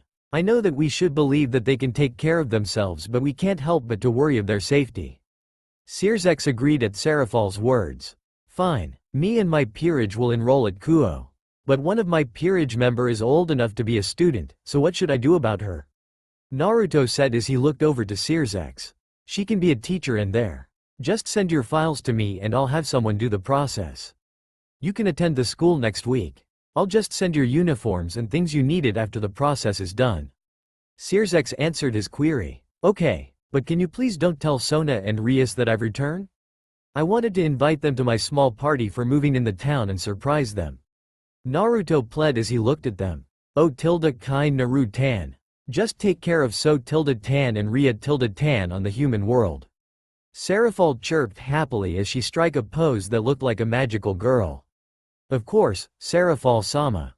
I'll protect them if they are in danger since they are my friends. Naruto agreed on her request. Naru-tan, you can call me Sarah Nichan or Levi Nichan. Seraphol exclaimed with a pout on her face. But it will be disrespectful to you, one of the Satan to call you like that. Naruto responded while smiling sheepishly. You're lucky that I didn't freeze you for making my little So-tan cry, Naru-tan. Seraphol said with a sweet smile on her face but her eyes were dead serious of what she said. Seeing that he had no choice, he looked at the others to ask help to get him out of his predicament. Sirzex was just chuckling. Grafia just remained emotionless as always and Lady Citri and Lady Gremory just giggling at his misfortune. Oh okay Sarah Natan. Naruto said as he tried to hide the blush of his face because of his embarrassment. Yip. See, it's not so hard to say it right? If only So-tan is like you Naru-tan. She's always so serious. Seraphol cheered as she hugged Naruto again. Well, now that's over. Do you still have plans for today Naruto? Lady Citri asked Naruto who given up struggling on her grasp. Yes, Lady Citri. I'm planning to get some books at the Paimon estate and help my peerage at their task. Naruto answered. You're leaving already? Naru-tan, why do you always leave? Seraphol asked while childishly pouting at him. Seraphol, he said that he had some plans. He won't leave again like he did. Right Naruto? Lady Gremory said with a sickly sweet voice. Too sweet for our blonde hero. Yes, I won't leave again. I decided to settle down and prepare for my responsibilities as heir of the Paimon clan. Naruto clarified. Having been released from Seraphol's arms, he fixed himself and looked at them seriously. I'll be going now. I don't know what will happen to my peerage members if I left them for a long time. Some of them are a bit unique. Naruto said to everyone. Sure, just be careful. You'll visit us again when the gathering will start, right? Lady Citri asked with a smile. Yes, I'll visit again and introduce my peerage to everyone. Naruto answered and smiled at Lady Citri. Just don't forget to send me your files Naruto-kun. Sirzex reminded him. Of course Lucifer-sama, I'll send them as soon as I arrive at the human world. Naruto said respectfully. And please look out for Ria-tan for me. Her Oni-tan is not around to watch her. Sirzex said with a childish voice. Naruto just chuckled at the Crimson Satan's behavior. Casting a teleportation spell, he turned her gaze at everyone again and said his farewells. It's nice meeting you again, Lady Citri, Lady Gremory, Grafia-san, Lucifer-sama and Sarah Nade-tan, Naruto said while grinning as he engulfed with a bright light from the spell. Flashback ends. And that explains why I started to call her on that name. Naruto finished his story. I should have known that she'll do something like that. Sona muttered under her breath. Wait, Bucko and Kaichu's siblings are Satans? Issei exclaimed loudly as he stood up. Saji, Asia and some of Sona's peerage stared at the two with wide eyes. Yes Issei. My Oni-sama took the mantle of Lucifer while Sona's elder sister took the mantle of Leviathan after the Civil War. Rias explained to her pawn. Wow, I didn't know that you two are like princesses in the underworld. Issei remarked with an amazed voice. Please don't think of us like that Hyodo-san. We're just like any devils, we don't act like some royalty because of our relatives. Sona clarified at Issei. I'm sorry about that, Kaichu. Issei apologized as he sat down again on his chair. It's fine. Most of the devils we met had the same reactions when they knew about our siblings. Sona replied. PFT, they may be Satans but they're hardcore Siscons. Naruto mumbled softly. Sadly, Rias and Sona heard him and glared at him. So now that you answered Sona's questions, now you need to answer mine. Rias said seriously, leaving no rooms for arguments. What rumors are you talking about, Ria Tan? Naruto said while pretending to be ignorant of what she meant. Rias is right, Naruto. Are those rumors true or not? Sona asked with a cold tone. Curious of what Sona and Rias meant, Rias and Sona's groups stared at him. Even some of his peerage was looking at him. I don't know what you're talking about. Naruto lied as he's sweating like crazy due to his nervousness. Don't lie to us, Naruto Paimon. Tell us if they're true or really just rumors. Sona retorted as she glared at him with intensity. Fine, just tell me about them and I'll confirm if they're true or not. Naruto sighed in defeat. The rumors that you fought and annihilated an army of European yokais that caused chaos and havoc in a small town in the Portugal and a group of stray magicians all by yourself. Care to explain them? Rias deadpanned at the blonde devil. What? The others exclaimed in shock at Rias' statement at Naruto. Huh? Where did you heard about those ridiculous stories? Naruto uncomfortably said as he tried to ignore his guest's stares. From my brother, so don't you dare lie about it. Rias glared at him. Oh, I should have known. And here I thought that the underworld didn't know about those things. Damn. Naruto dropped on his knees with a depressing aura surrounding him. Everyone's shock was now turned into pure disbelief at Naruto's sudden change. So those were true, huh? And here I thought that Lucifer-sama was just exaggerating when he told Rias that someone reported those incidents. Sona sighed tiredly and massaged her forehead. Naruto just ignored her and everybody else as he continued mumbled incoherent words and repeatedly hit the ground. The Citri and Gremory group sweat dropped at his actions. Is Naruto-san alright? Asia timidly asked the unconcerned Paimon group. He's always like that, overreacting on small things. Genevieve assured the former nun. Stop acting like that, Naruto. We have more questions to ask and we don't have all the time in the world for your childishness. Sona reprimanded at the depressed Naruto. Okay, so Tan. Naruto bounced back to his usual self and grinning at the dumbfounded looks he received from Sona and Rias' peerage. Is he a bipolar? They thought the same time while Sona, Rias and his peerage just sighed at him. How did you manage to do it? I know you're strong compared to us, your age group, because of your unusual high magic reserves. But even with only that, you can't do such feats. Sona seriously asked Naruto. Now everyone's attention was focused on the blonde and waiting for his answer, for they're also curious of how did he became strong enough to do those things in a young age. Training, lots of it. Did you guys think that I just wasted my time traveling all around the world? Naruto deadpanned at the group. The group's expectation was shattered at his short yet logical answer. We already knew that training can make you stronger. What I mean was, how? Rias shot back at him with an irritated voice. Secret. But the reason that I need to get stronger is to protect those who are close to me. Naruto happily answered to the Gremory heiress. Alright, we won't ask further about how did you train. One thing that I know since we were still young is that you were secretive when it comes to your training. Sona sighed at the blonde's actions. Sue, what's the next question? Naruto asked the two nonchalantly while eating some chips from Yakumo. I heard from my father that you have a relationship with the Agara's heiress. Is it true? Sona asked Naruto with a cold voice. Cough cough. What? A relationship with Si-chan? What in the 9 circles of hell was Lord Agara's thinking? Naruto choked at Sona's news. And now you call her with such name? And what about Lord Agara's? What does he have to do with it? You only told us that you and her were just friends after you saved her from some thugs after you visited your parents' resting place. An enraged Shoko hissed and grabbed the utterly shocked Naruto at his shoulder. Everyone was dumbfounded at the scene that was playing right in front of them. They didn't know if they should be shocked if Naruto was really in a relationship with an heiress of Agara's household or Shoko was now gripping Naruto's shoulder tightly. Shoko-san, please calm down. I think Naruto-kun doesn't even know about this. Hinata calmly said at Shoko, who was now shaking Naruto furiously and kept asking, why, and how, at him. HMPH. You better clear this up, Naru-kun. Shoko huffed and released the dizzy blonde at her grasp. Okay, I'll talk to Lord Agaras and see Chan immediately if I have some free time. Geez, why does she always act like that? Is she my mother or something? Naruto mumbled as he fixed himself. His peerage members just sighed at Naruto's denseness while his guests looked at him with disbelief looks and thinking of one the same thing. Is he really that dense? I think I know the reason why Lord Agaras spread the rumors of you and her dog there in a relationship. A sleepy-looking Shikimaru voiced out. Care to share it with us, Shika? Because it'll be a long time before I'll return to the underworld again. Naruto said at his pawn. This is just my speculation, so don't take it as the truth of what really Lord Agaras was thinking when he started to spread the rumor. I think he wanted to stop her dog there's suitors to keep courting and proposing political marriages that they're sending.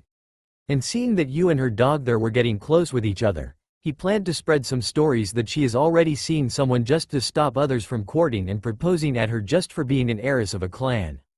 And maybe he also wanted to have their household and ours to have ties by doing this. Shikamaru stated what he thought the reasons of Lord Agar's action. Everyone nodded their heads in agreement at Shikamaru's hypothesis and did not notice Ria's melancholic expression. Sona, Akeno and Naruto looked at her with sad expression, for the three of them knew about her situation. Hooray for Lord Agar's brilliant thinking. Now, I won't have to worry if some hussies try to sink their disgusting claws at Naru-kun. But he'll still pay for what he had done. But how will he explain to other people about his big lie? Shoko cheered but suddenly made a sullen expression as she remembered what will be the consequences of the lie. The tense atmosphere was destroyed by Shoko's sudden outburst but sent them deep in their thoughts as they heard Shoko's last sentence. Let's not worry about that for now. We still have plenty of time before we return in the underworld. So, can you tell me what rumors you guys still want to confirm? Naruto decided to avert everyone's attention to him as the topic was getting serious for a get-together. I heard you fought many powerful beings during your self-imposed exile. Were they true? Sona said with a cold voice as she snapped out from her thoughts. Everyone returned to reality when they heard Sona's statement and made them curious of who were the beings he met and fought. Naruto and his peerage just stared at them with deadpan looks at their reactions. So Tan, I only met and even made friends with some of them. Just name them and I'll tell you what really happened in our meeting so that I can clarify those outrageous stories. Naruto rebuked at Sona's statement while faking a hurt expression. You're right, I'm sorry for my hasty conclusion. It's just that we only heard rumors about you during your disappearance. Sona apologized at the blonde devil with a sullen face. Is So Tan was really worried at the lil old me? Naruto teased the stoic Cetri heiress. Who wouldn't be worried if they heard all of your exploits? Sona shot back at Naruto with her cold glare. So Tan you meanie? Naruto stuck out his tongue and continued to tease the flustered Sona. At the sidelines, the Cetri and the Gremory group with the exception of Rias, Akeno and Kaneko was looking the scene with dumbfounded faces, for this was the first time they saw Sona acting like this. Rias, Akeno and even the always expressionless Kaneko smiled a little at the nostalgic scene in front of them. The Paimon group just watched the two with small smiles in their faces, for they know Naruto's behavior with his friends. I already told you to stop calling me like that. It's already bad as it is when Oni-sama is calling me like that. And what about our questions for you? Are you trying to divert all of our attention away from it? Sona retorted at his teasing as she regained her composure. What? No. Why would I do that? Just start naming the beings that were involved with me and the rumors you have heard. Naruto denied her accusation. Okay, let's start with Odin of Asgard. Sona started to tell him the names that she heard in the rumors that he was involved. Pervy old geezer? Met one time in Europe after the Portugal incident. I saw him peeping in the ladies' bath and busted him. After that, we talked a little bit about the incident and he went back to Asgard. He's really a cool geezer, if you ignore his perverseness. Naruto casually answered at the group. Yeah, that old geezer was really a pervert. Always talking about busts and butts. Vivian added her opinion. Their words gained gaping expressions at their guest, for they just boldly called Odin, a chief god, a pervert. Oh okay, what about Sun Wukong? Rias asked next. Oh, old man Wukong. Met during the time we were in China for a vacation. Asked some tips in Senjutsu for Shoko-chan here and weapon wielding for Fu-chan. He even gave us some training tips to make us stronger. He's a good guy, especially his companion, Yu Long. Damn, he's like Dulio, loves to eat good cuisines. Naruto said with a thoughtful face in front of everyone. Hearing that his bishop started to learn Senjutsu was already a big shocker to the group, especially to Kaneko, who tensed at the mention of the said art. Added to that, he also met one of the Dragon Kings. Wait, you mentioned the name Dulio, right? Dulio as in the Dulio Gesualdo, the church's strongest exorcist? Tsubaki voiced out what she noticed from Naruto's words. Yeah, met him on a mere coincidence and fought a little bit. After that, we met again for a few times during my travels. The guy have great tastes on foods.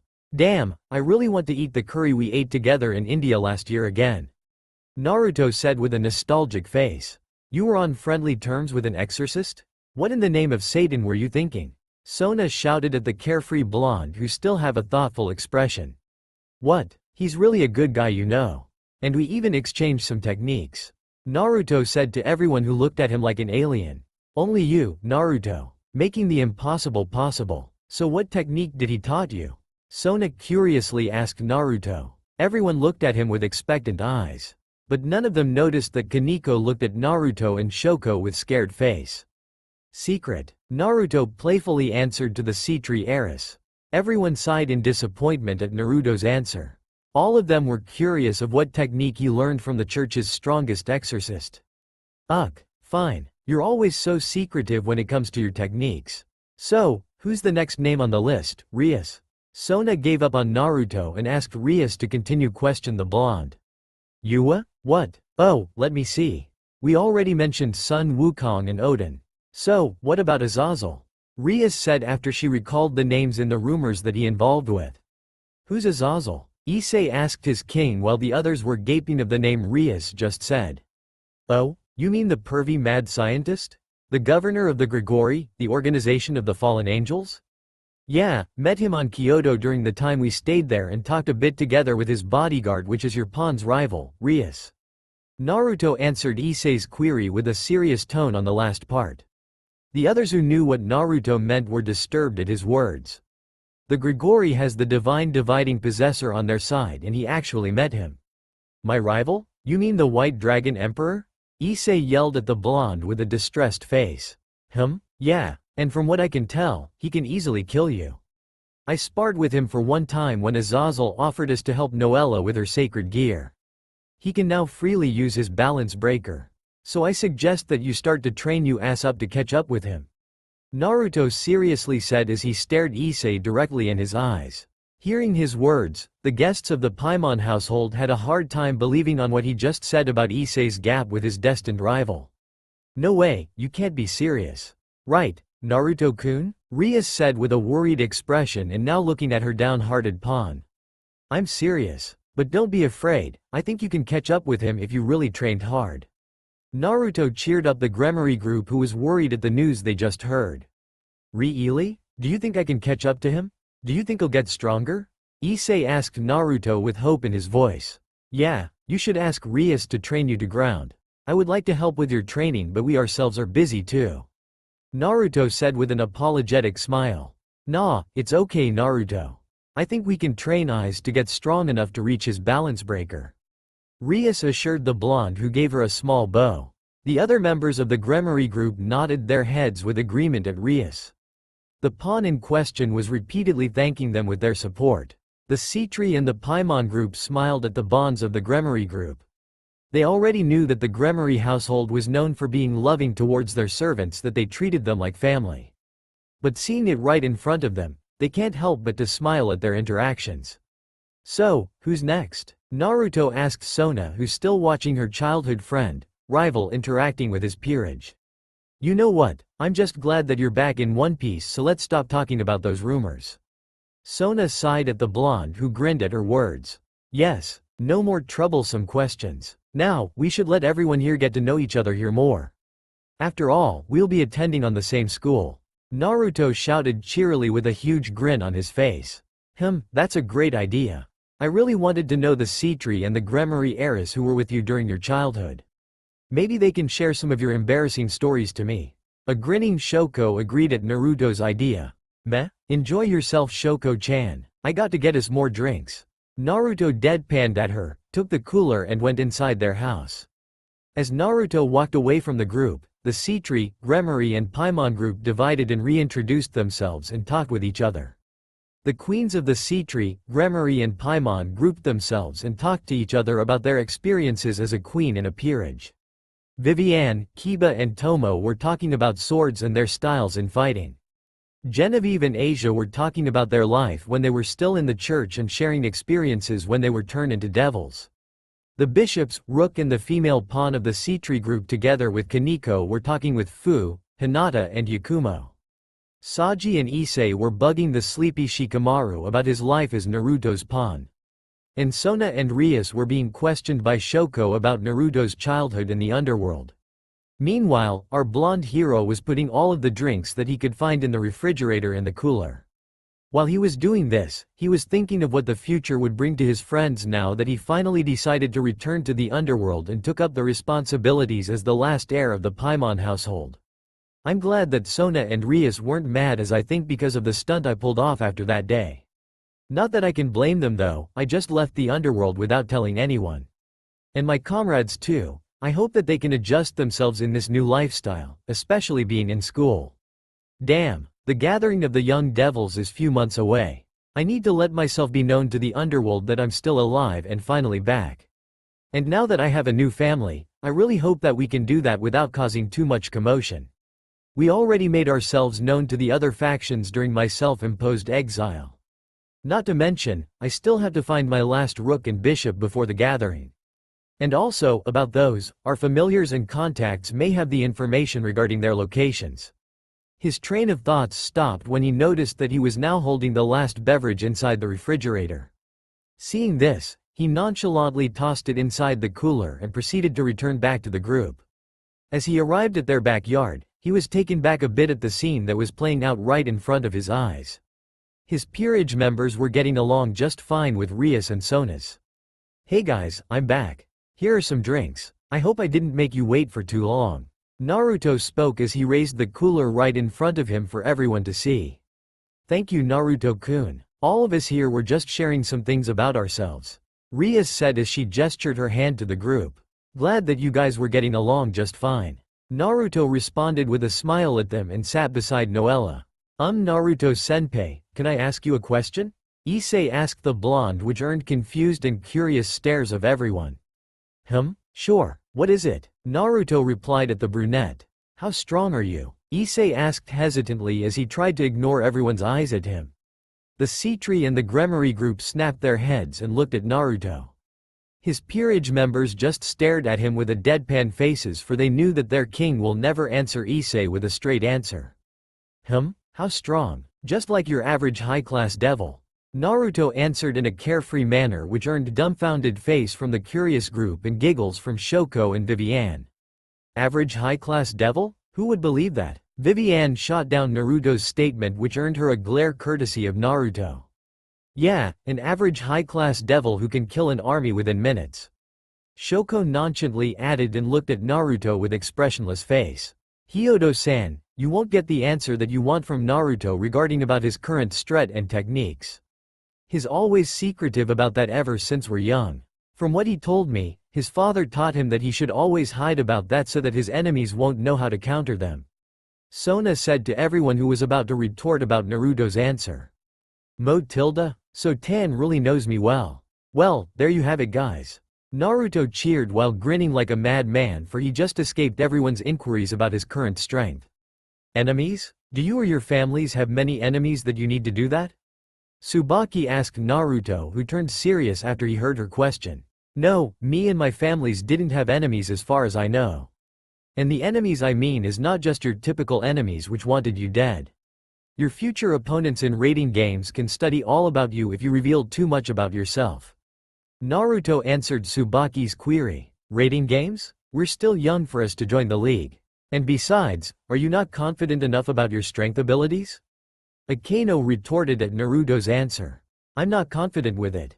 Naruto answered Akino's words bluntly. What? The Sea-Tree and the Gremory group exclaimed at his answer while his peerage just sighed sadly at it. They knew that Naruto is strong, too strong for a devil of his age. But Naruto just said that he's still not confident with his strength and abilities. You just said earlier that you killed an army of yokais and a group of stray magicians all alone. And now you're saying to us that you're still not confident about yourself? Rias exclaimed at the silent blonde. That's what he said to us when we asked him that question. And he still didn't tell us his reason for it. Genevieve said to the group while looking at the blonde with worried eyes. Everyone looked at Naruto and waited his response. I wanted to be strong enough to kill them if I ever see them again in the future. Naruto muttered darkly with his eyes covered by his bangs. Everyone was confused about this except Sona, Rias, Akeno, Kaneko and his peerage who gasped at hearing this. I thought that you promised your father not to seek revenge. I know that you're strong but they are also strong. Stronger than you. So why are you thinking of taking revenge of what happened on that day? Sona yelled at Naruto as she gripped his shoulders. Her outburst made everyone confused of what she meant while Rias, her queen and Rook and his peerage looked at him worriedly.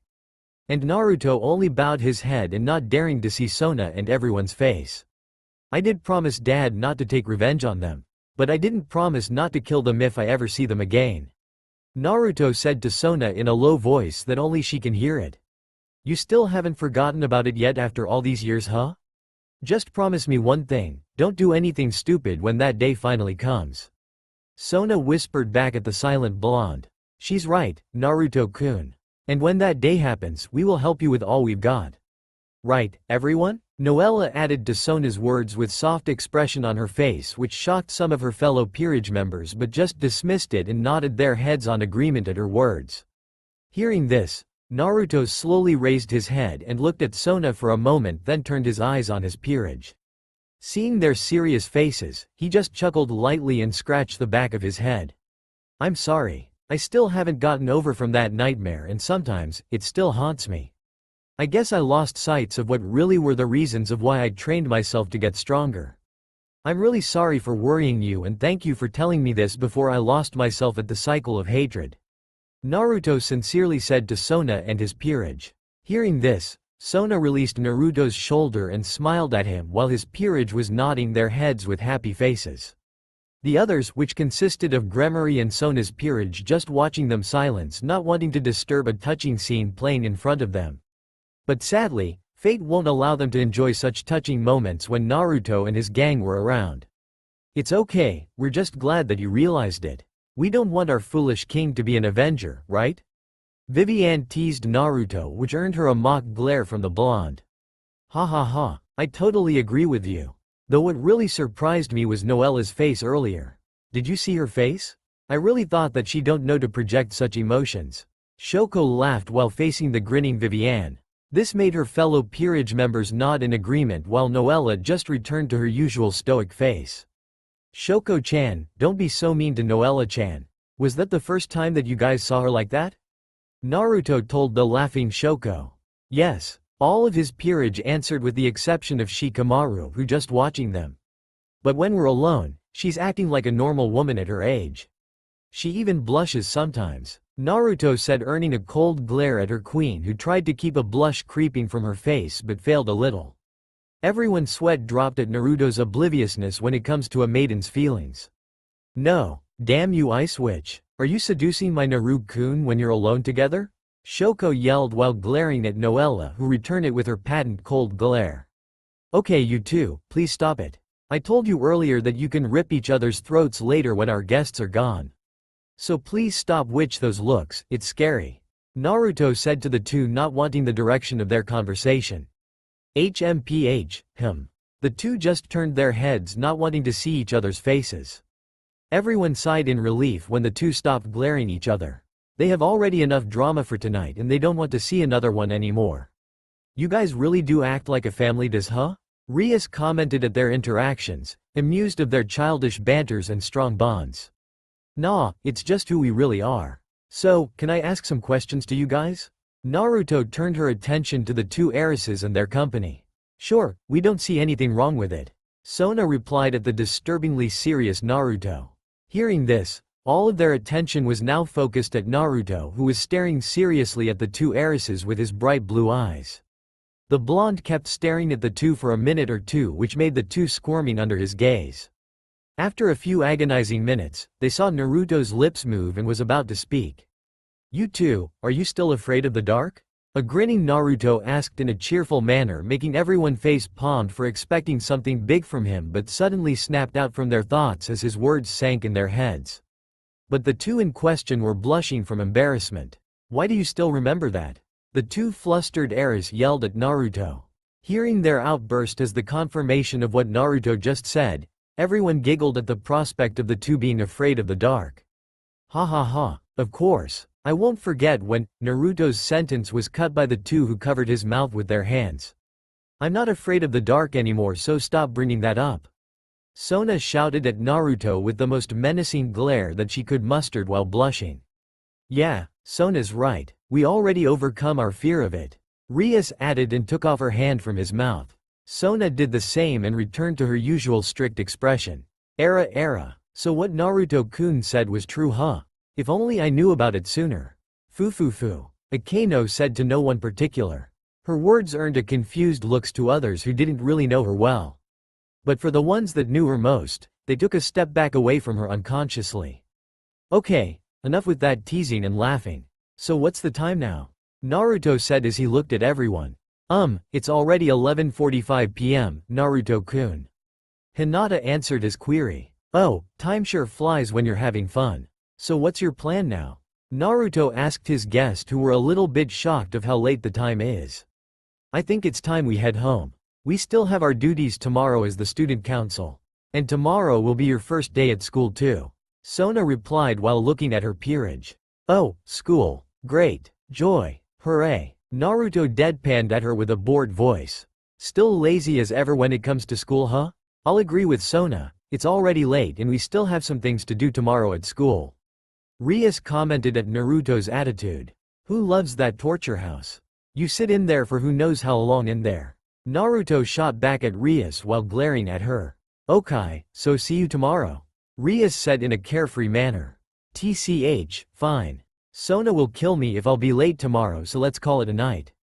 "Good night everyone. I really thank you for coming here. See you tomorrow at school." Naruto cheerfully said his farewell to their guests. "Do you really want us to leave immediately? Or just don't want to talk about school?" Sona smirked at the blonde and cast a teleportation spell for her and her peerage. Rias also did this and giggled at Naruto, who was smiling sheepishly at Sona's words. "Good night everyone. See you in school tomorrow." Naruto's peerage shouted together as they waved their hands. "Good night too. We look forward to it." The Gremory and Sea-Tree servants shouted back as a bright light started to consume them. "Good night Rias and Sona. I really thank you for coming here tonight." Naruto smiled at the two of them with a soft expression. "Good night too, Naruto-kun. We're just happy to see you again," Rias said as she waved her blonde at him. "Good night too, Naruto. Just don't be late at school tomorrow," Sona replied with a playful smirk on her face. As he was about to retort Sona's words, he and his peerage were blinded by a bright light of the spell. As the light died down, the Sea-Tree and Gremory group were now gone. "Well, that was interesting. The two of them really changed these last years. I really look forward to the future of us with them, especially the Gremory group. I wonder how they will react when they learn the truth about the White Dragon Emperor's heritage." Naruto mused himself as he looked at the stars in the night sky. "We'll find out soon enough. After all, they're destined to fight each other. So, shall we start cleaning up? We don't want to be late for tomorrow, right?" Noella answered his musings, which caused him to look at his peerage, who smiled at him in return.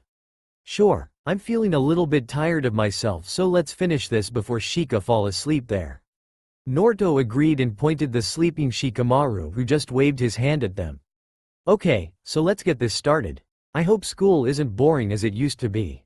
Naruto cheered and started cleaning their place up.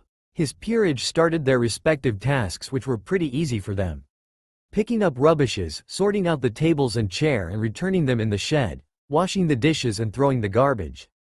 For 10 minutes, all of them finished their work and now going to their respective rooms while saying their farewell for today. Shikamaru went first in his room, followed by Yakumo and Hinata who laughed at their fellow pawn's actions. Then this was followed by a little squabble of Shoko, Vivienne and Noella who were stopped by Fu, Genevieve and Naruto himself. The reason of their banter? Simple. Shoko's declaration of sleeping with Naruto. After saying it, Noella reprimanded her, which turned to a verbal fight between the two of them. But this was stopped for a brief moment when Vivien interjected at their fight. But only to be insulted by the two, which made her a little bit angry. Naruto, Fu and Genevieve just watched them and waiting for the situation, which is a daily occurrence to them. Damn it, no one's gonna stop me from sleeping with Naru-kun tonight. Shoko yelled at Vivienne and Noella. As if you would, you damn furball. We won't allow that to happen. Who knows what will you do to him when everyone's asleep? Vivienne retorted with a deadly glare at her. She's right, Shoko. And besides, you already slept together with him last night, right? Noella said while keeping her usual stoic face. You're just saying that because you want to be the one to be with him tonight. And last night didn't count. I just snuck in his room and slept beside him. Nothing happened. Shoko boldly shouted at the two, which made the blonde in question blush as he imagined what his bishop would do. See? You just said it yourself that you wanted to sink your claws in him. Arg, this is getting nowhere. Vivienne shouted in frustration and Shoko's stubbornness. The three of you, stop it already. No one's gonna sleep with Naruto-sama tonight. And that means no sneaking ins too. Okay? Genevieve tiredly said to the three who calmed themselves down. Alright, fine, but next time, I'll be sleeping beside him whether you like it or not. Shoko huffed away and headed towards her room. She's really a handful, isn't? Fu smiled as she watched the door of Shoko's room. I know, right? But that what's make her fun to be with. She won't be a Kaji Shoko if she doesn't act like that. Naruto agreed at Fu and started to walk towards his room. Good night, Naruto-sama, Naruto. Genevieve and Vivienne said as the two of them went inside their respective rooms. Sweet dreams you too. Naruto responded at their words. Good night Naruto-kun, Fu cheerfully said and headed to her room. Good night too, Fu-chan, Fu. Naruto and Noella greeted back at her. The two continued to head towards their own rooms until they reached it. Well, I guess this is where we call it a night, huh? Good night Noella-chan, Naruto muttered as he opened the door of his room. Good night too, Naruto-kun. Sleep well, Noella said with a smile and entered her own room. Naruto watched his queen until she closed her door before entering into his room. He jumped towards his bed and closed his eyes as he thought about what were their future plans with his peerage. From the way our familiars reported to us, they may find their exact locations by another week or two. So we have to ask Sona to permit us from leaving the school for 7 to 9 days. Finding and getting them will be a challenge since no one knew about where their locations. And I think I can cash out the gift that Lucifer-sama told me earlier. I'll invite Sona and Rias so they can find their new peerage members a familiar. And I guess it's time to go see her again. Better sleep now, so Tan will kill me if I'll be late tomorrow. Nah, probably not. Better enjoy my sleep like usual. Naruto's consciousness slowly drifted into dreamland as he covered himself with his blanket, unaware of the chaos that will happen tomorrow at his first day at school. THSTA all for now. If you enjoy then please like, share and do comments.